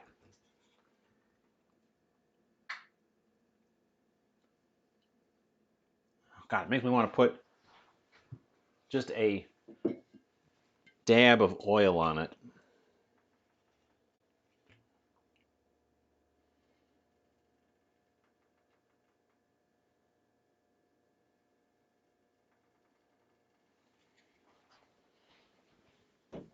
But I know it'll soak in immediately.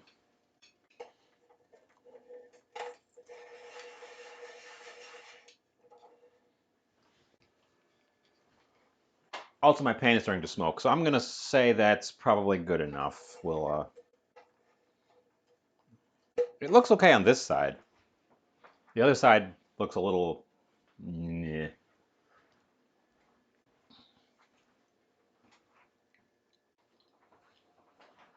Doing toast on the stovetop is always a little bit tricky, unless you are slathering it in butter or oil or mayonnaise. Um,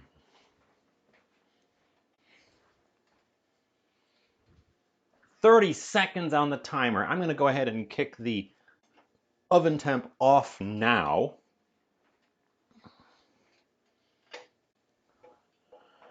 Transfer my toast, which is crispy around the edges, so that part worked at least. Transfer my toast away from the pan onto the plate so that I can get the pan out of the way. There's the beeps. There's the beeps.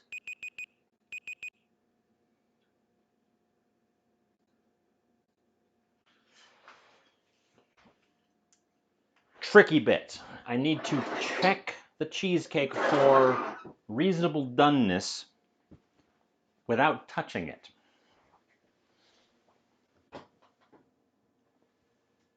It's poofed up.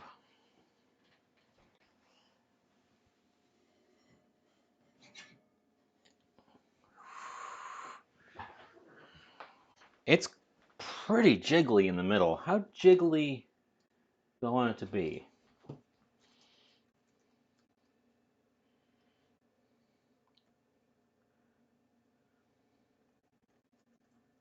How jiggly should cheesecake be?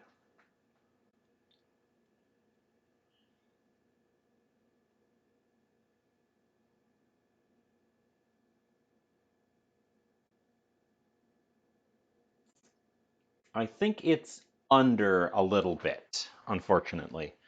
So the heat's going back on.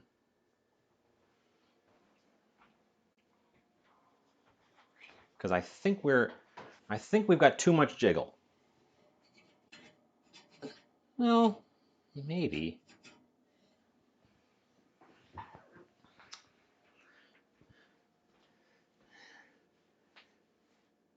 It's quite jiggly, but it's definitely rebounding back to the exact spot where it started. It's not like it's sloshing. It's just jiggly.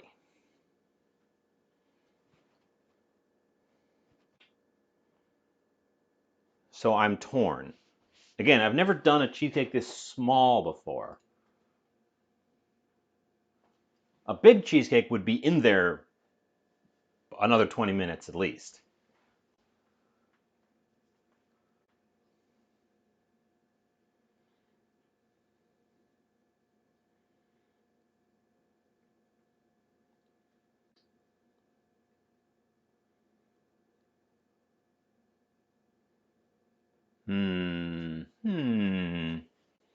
I'm going to give it 5 more minutes.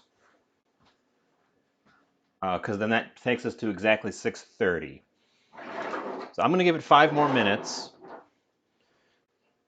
It's definitely not over at this point. It's either good enough or a bit under. So cooking it more at this stage isn't going to hurt it. Um, it looks a little bit too jiggly. I don't want to take it all the way out because then we start rapidly losing heat.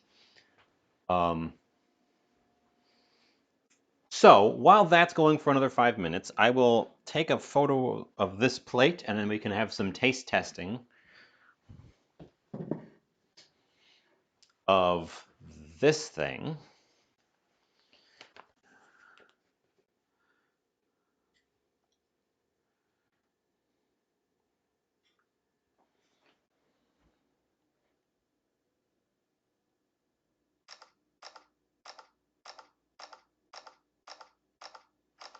I want that to be that way.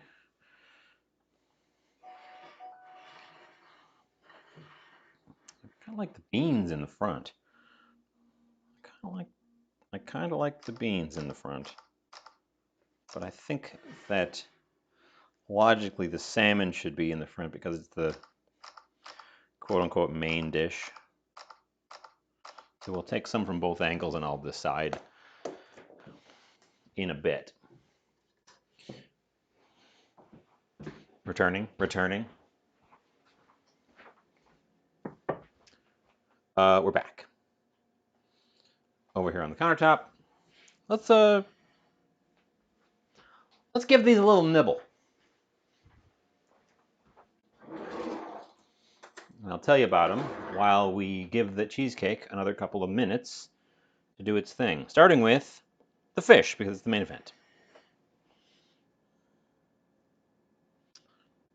Nice, rich color.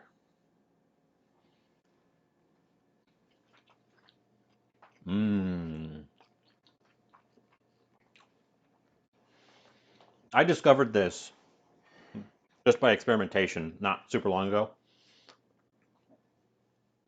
That putting smoked paprika on your salmon when you just do a stovetop, just a pan fry with it, it gives you that flavor of smoked salmon as well as the flavor of just fried salmon. You get both. So this, it's got a rich salmony flavor, but it's also got that sort of smoked salmon flavor at the same time. I'm sure I could accomplish that with any smoke flavoring, but they go quite well together. Nice thin piece of fish cooked all the way through. Flakes apart easily, comes off the skin easily. We'll throw those skins back on the stovetop afterwards, fry them up real crisp, have some skin chips. Overall, it's a nice mild thing. I didn't overpower the flavors of the fish with other things. All of our strong flavors went over here. You can see them. They kind of got extra toasty on the top. I suppose you could call these wrinkly beans. They're not my father's recipe for wrinkly beans. A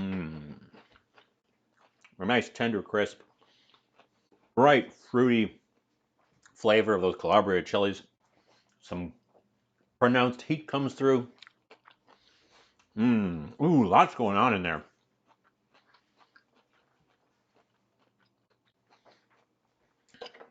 There's a lot going on in there. All those flavors that I threw in, they're not fighting with each other. They sort of come on in waves. So you get the fruitiness of the chilies, followed by the heat, followed by this rich herby note. And then the garlic and the onion powders have this sort of savory tail that formed. It's been 5 minutes, so I'm going to taste the toast. Toast the taste in a minute.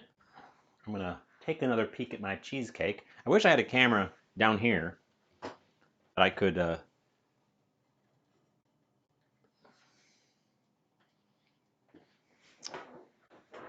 oops. Okay, now we're supposed to turn the oven off and crack it. So the oven's off, the door's cracked, and we gotta let that cool off now for... It says let it cool for an hour and then let it cool for another 2 hours afterwards, which would put us well into the no way to test to try it tonight. That'd be 9 o'clock, 9:30.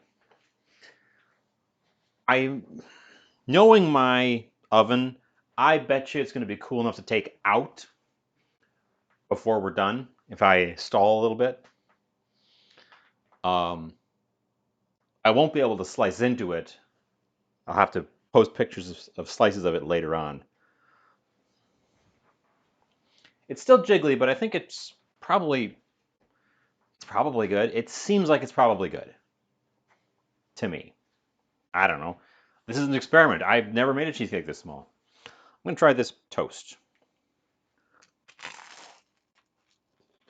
Mmm, crunchy.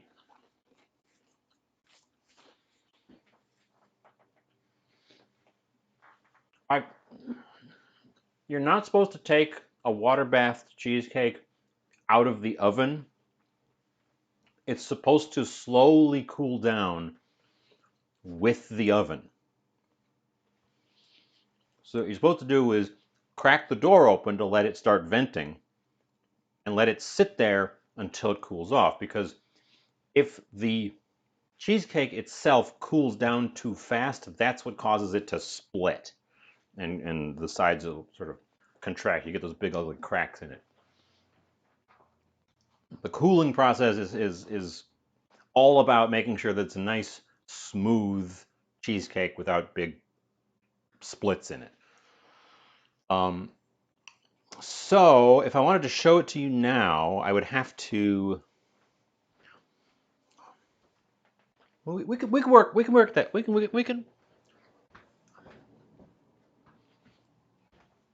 We can try. I can't take it out of the oven. I'm gonna have to point a camera into the oven, which means I need a light. Which means I need to go find me a bright light that I can shine into the oven. So this is going to look terrible and be awkward.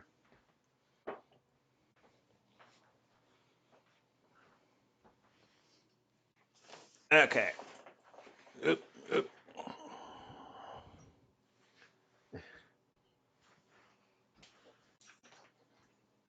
You get to see the parts of the kitchen that you never get to see. So the front of the oven, as you can see, it's already cracked open, venting heat.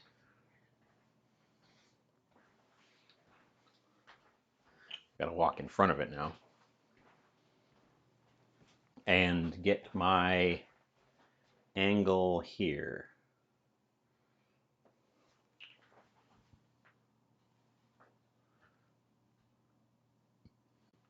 You can see there on the side here is where I have my bird seed stored. And I've got a flashlight because there's no light in my oven. So there he is.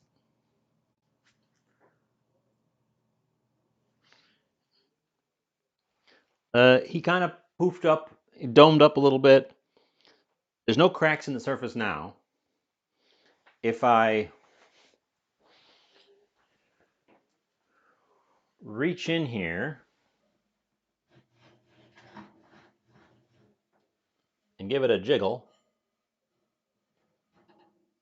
it's already less jiggly. It already looks like it's probably setting up properly.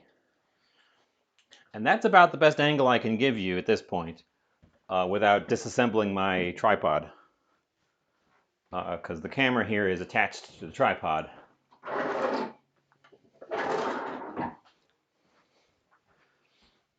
This is why I usually don't bother with the in the oven angle It's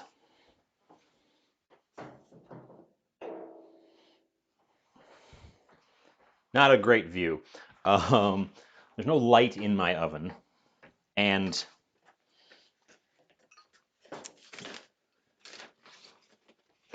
I can't really get super close without disassembling the tripod.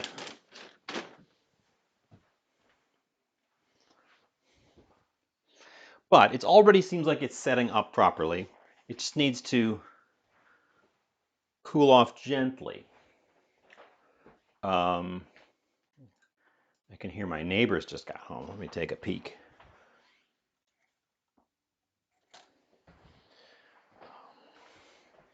There was somebody clearing the snow in our back alley earlier, right when I was starting stream actually, and they were doing they had a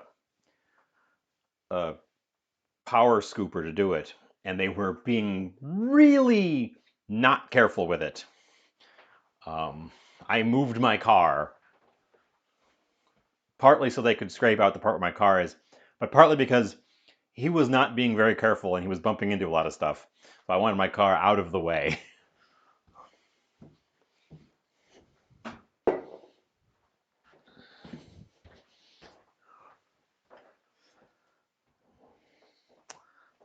So I'm wondering if my neighbors are reviewing bumps. I don't think he bumped into any vehicles, but he bumped into.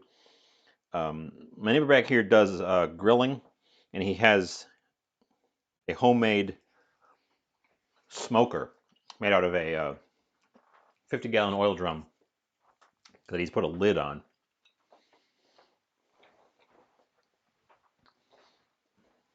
And the snow guy knocked it over.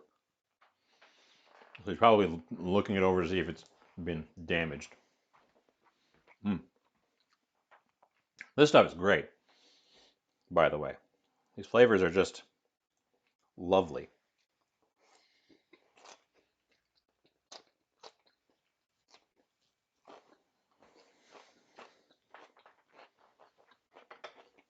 Mm. Talk with my mouth full. Calabrian chili is one of those things that I've heard of a lot. I know it's an Italian hot pepper, an Italian cultivar of hot pepper, and it comes up in cooking shows, and like throw in some of that, or it's one of those things, and I don't think I've ever tasted it before, and I was given this little jar of it.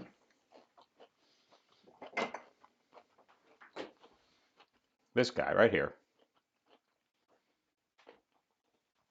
Cut. Welcome in. We are in I was just showing off. I'm enjoying Calabrian chili, which is on these beans. You are just in time to see me eating and enjoying my dinner on this plate while our cheesecake cools down enough that I can take it out of the oven without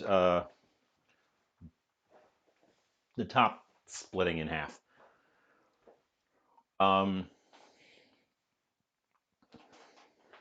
We're not going to be able to take a slice of the cheesecake for a couple hours, so I'm going to do that on my own time and post pictures later. But I'm hoping to get it to the point where I can take it out and show it off properly to the camera before I end.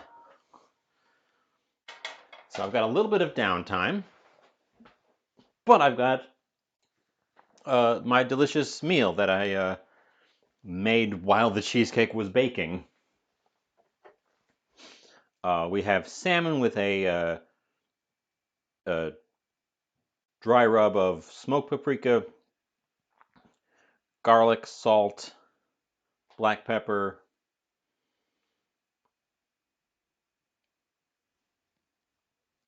I think that's it.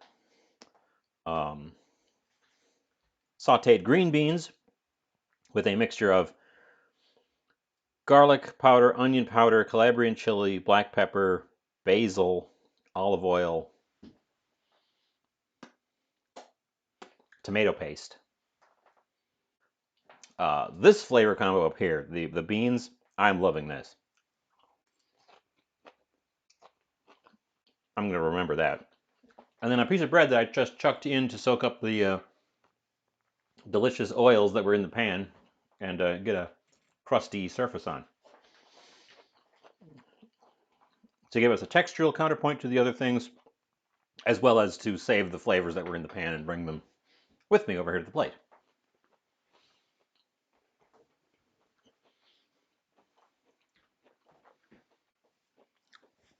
I'm glad you found me on a Thursday. I don't normally stream on a Thursday. We had to postpone Tuesday to today, so I was hoping we would have people wouldn't get completely thrown off.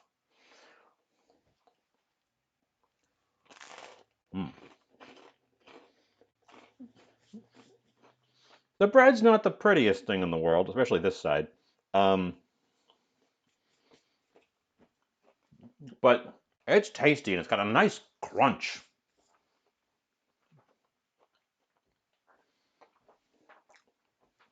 So what's new with you? We're shooting the breeze a little bit while we wait for the oven to cool off.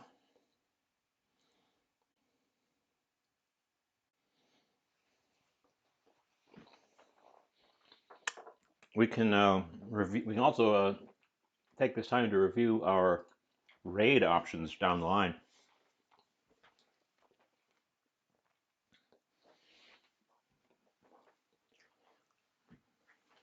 Because we have different choices today on this Thursday. Oh, there goes an ad.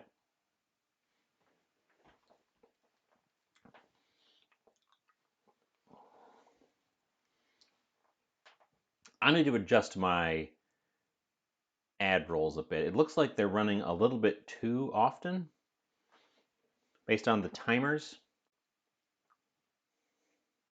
We'll go and review that. Oh, and I've also got I suppose if Cut's seeing an ad, I'll wait just a moment. We could do a little bit of cleanup while I'm waiting, instead of just standing around. That might be a good idea.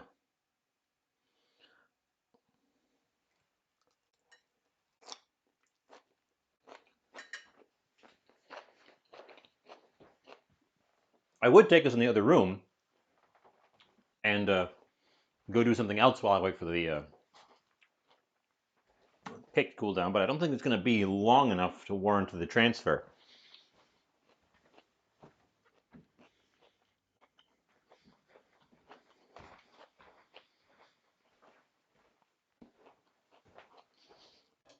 I think we're going to go for a little bit of cleanup while I nosh on my dinner.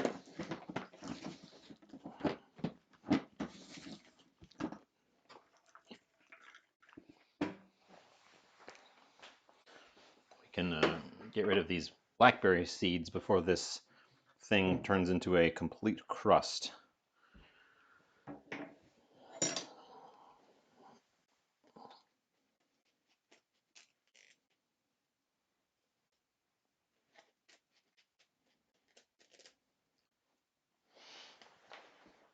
Because I'm sure that the blackberry goo left to its own devices will just harden into like a fruit leather.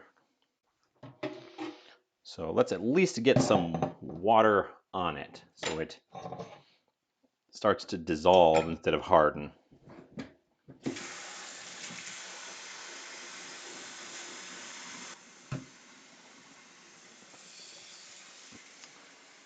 That is how you would make fruit leather if you were making fruit leather.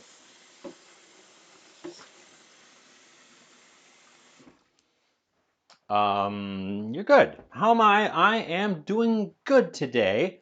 We postponed because I cut my finger on Tuesday, and there's the cut. It's fully hardened over. It still hurts a little bit, like tender right on it when I push on it. And there's a little hard edge, but that's the only complaint I have overall is that little cut on my finger. It's healed up real quick, so no worries there.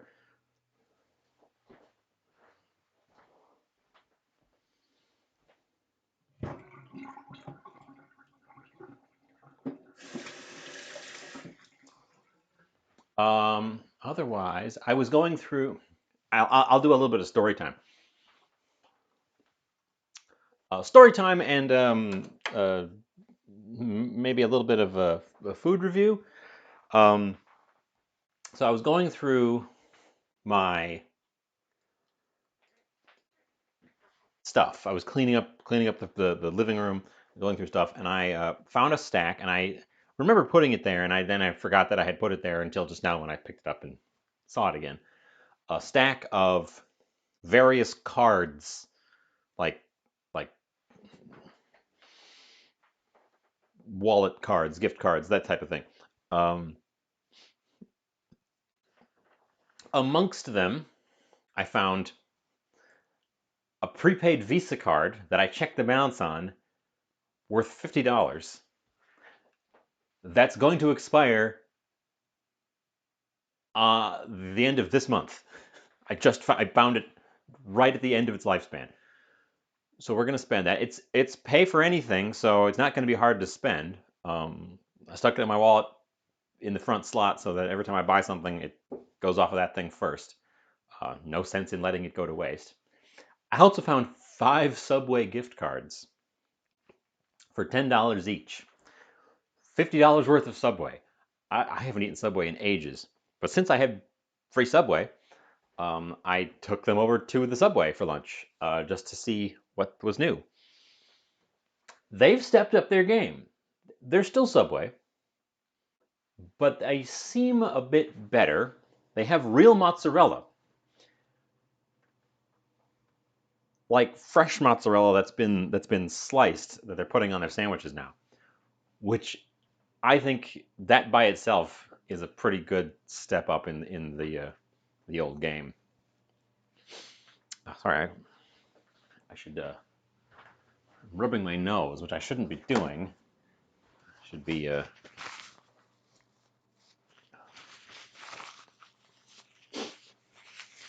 cleaning it off properly.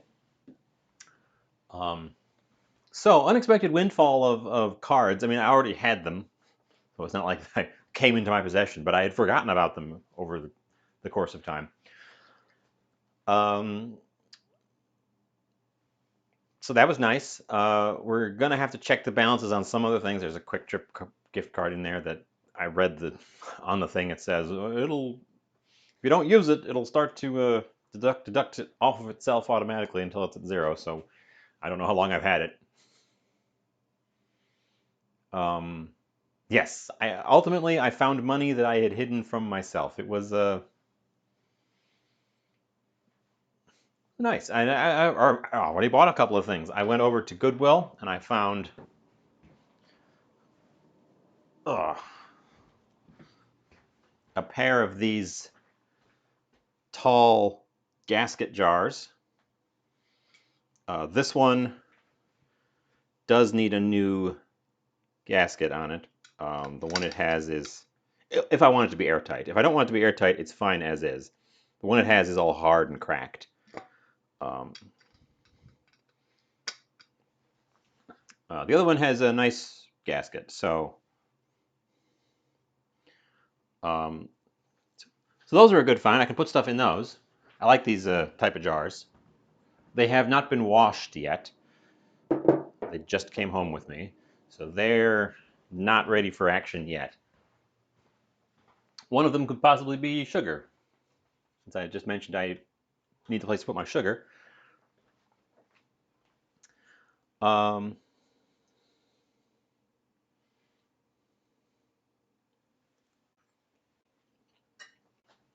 so that was exciting.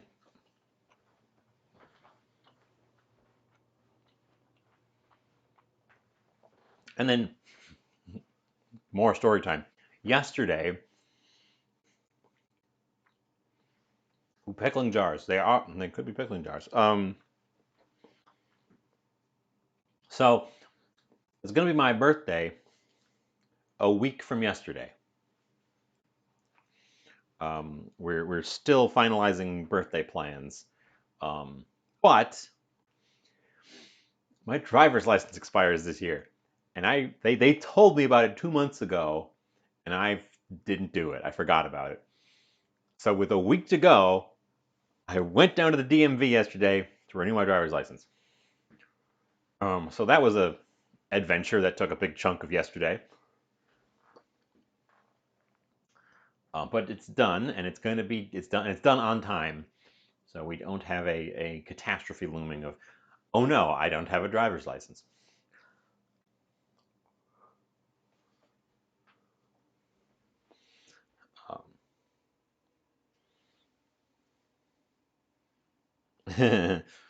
Um, it wasn't the worst.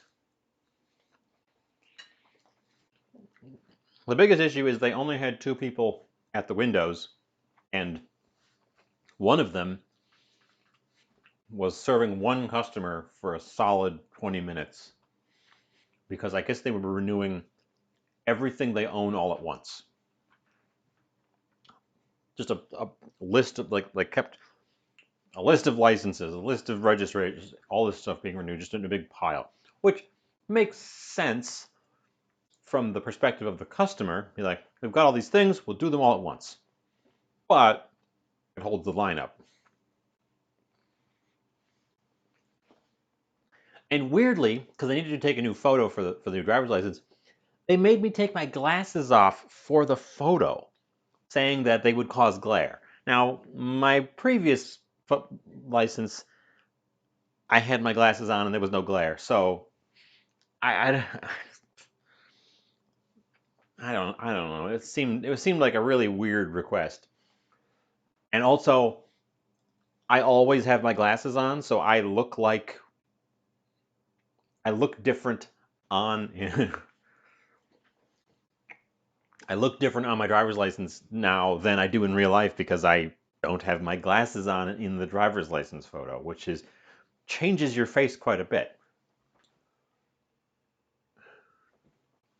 That's a cute emote. Whose emote is that?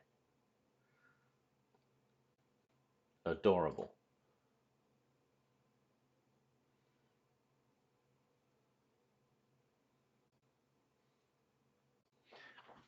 I need more adorable emotes. Um, the heat coming out of my oven is definitely significantly less than it was.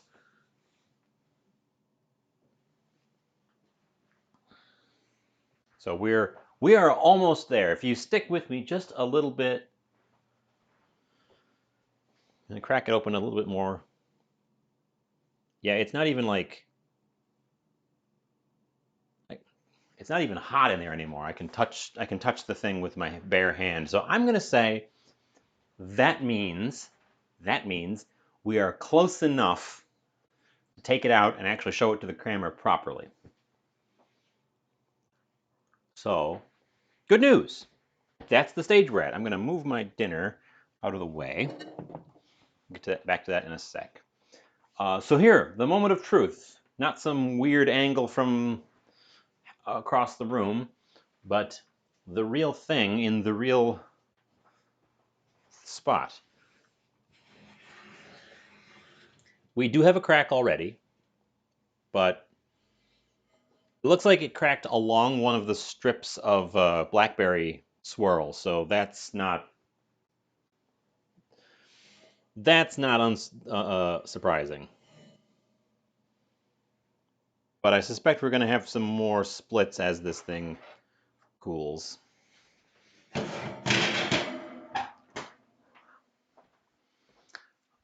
Here's the thing. So there's a big split right there, and a little tiny one right there and there. But again, they're splitting right along the lines of our Blackberry swirl. So the Blackberry swirl has created weaknesses in the surface, which again isn't surprising. I can touch this. As you can see, there's no jiggle. It doesn't jiggle at all, and it's not domed up. When I peeked at it before, it was it was almost like a souffle. It was doming up. Um, we need to let it cool off to room temperature and then chill, all of which will give it time for more cracks to form. But we need to get it out of this water bath without making a mess first.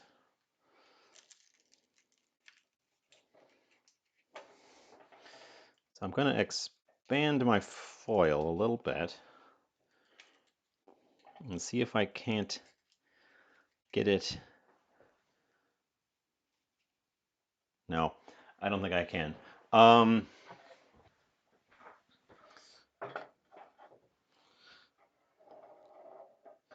So we will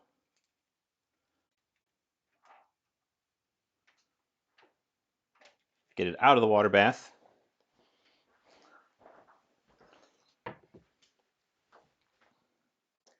Bring it over here, and you can take a look at it.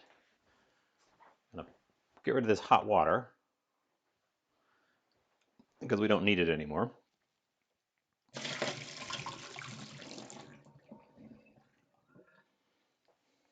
And then that thing is actually, assuming that nobody leaked, clean. And actually, I think we might have a leak in the bottom. Now I've got to lift this and take a look at the bottom.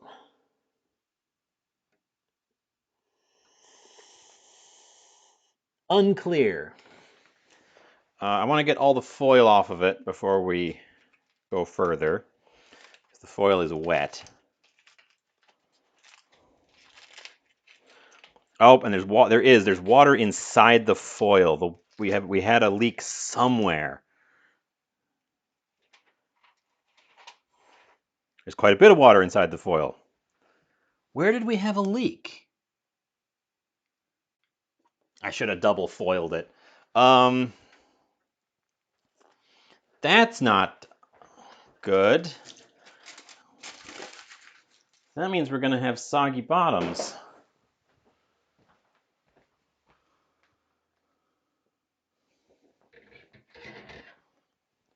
Put it on that.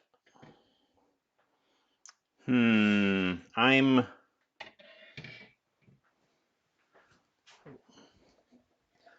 less than enthused about the leak. It does look very nice, but I think our bottom crust is going to be kind of mushy. If we're lucky, the seal around the actual edge of the spring form will have been tight enough to prevent the water from getting up in there. There is also a little bit of a space underneath it, so it can fill in some. So there's a smidgen of buffer at the bottom. I can't do anything with it now, though. It needs to spend more time cooling. So this is the look we get at it. There it is. It looks very nice. It's bouncy, jiggly. I think it's going to be nice and set when we get to it. I'm just going to, since the oven's pretty much cooled off and it's a good place for it, I'm just going to pop it back in the oven with the door cracked to keep chilling out.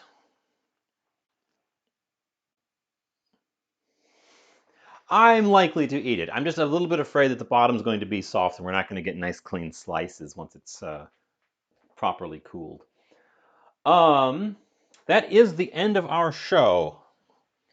Unfortunately, we can't cut the cheesecake. We'll have it for dessert later on this evening once it finishes setting up. Hopefully those cracks don't get too much bigger. They're likely to get a little bit bigger as it chills, but we'll see. We'll see. This was a test run for a mini cheesecake, but also for flavor swirls. I've never done a flavor swirl. So we'll see. We'll see how it works. We'll see how it works. Let's pick someone to raid.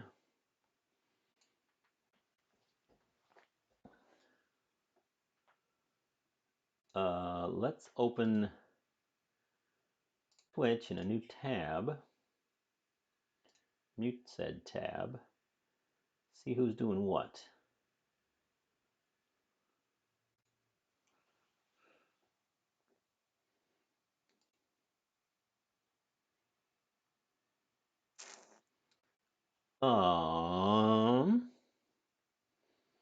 I would like to raid someone.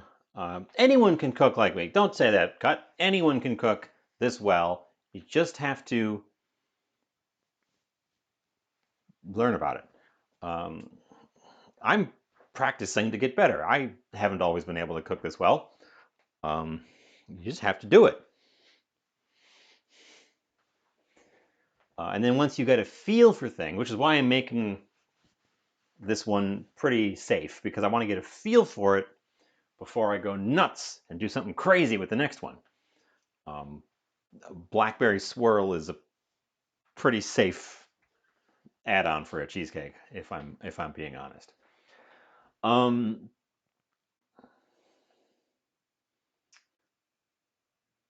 For our raid, I would like to raid someone that I don't think we have done before. And that is going to be Hekime, who is currently playing RimWorld.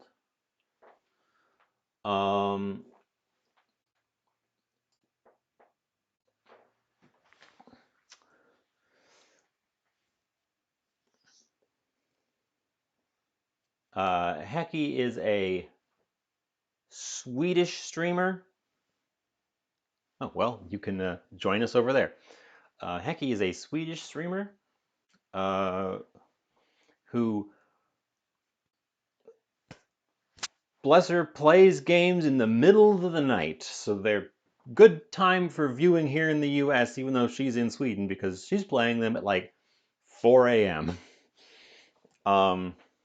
But she doesn't stream on Tuesday, which is my normal weekday. So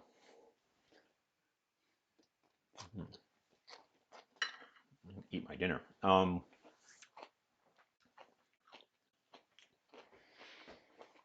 yeah, let's all say hi to Heki. Thanks for showing up. Thanks for sticking around. I know it was a bit of an odd day, and we had some downtime because cheesecakes are fussy. I hope it was fun. I might try Thursdays more often. Change stuff up. Maybe we'll do, instead of skipping a day, we'll do both. Otherwise, I'm on pace to just keep my current schedule and attempt to add. Bye.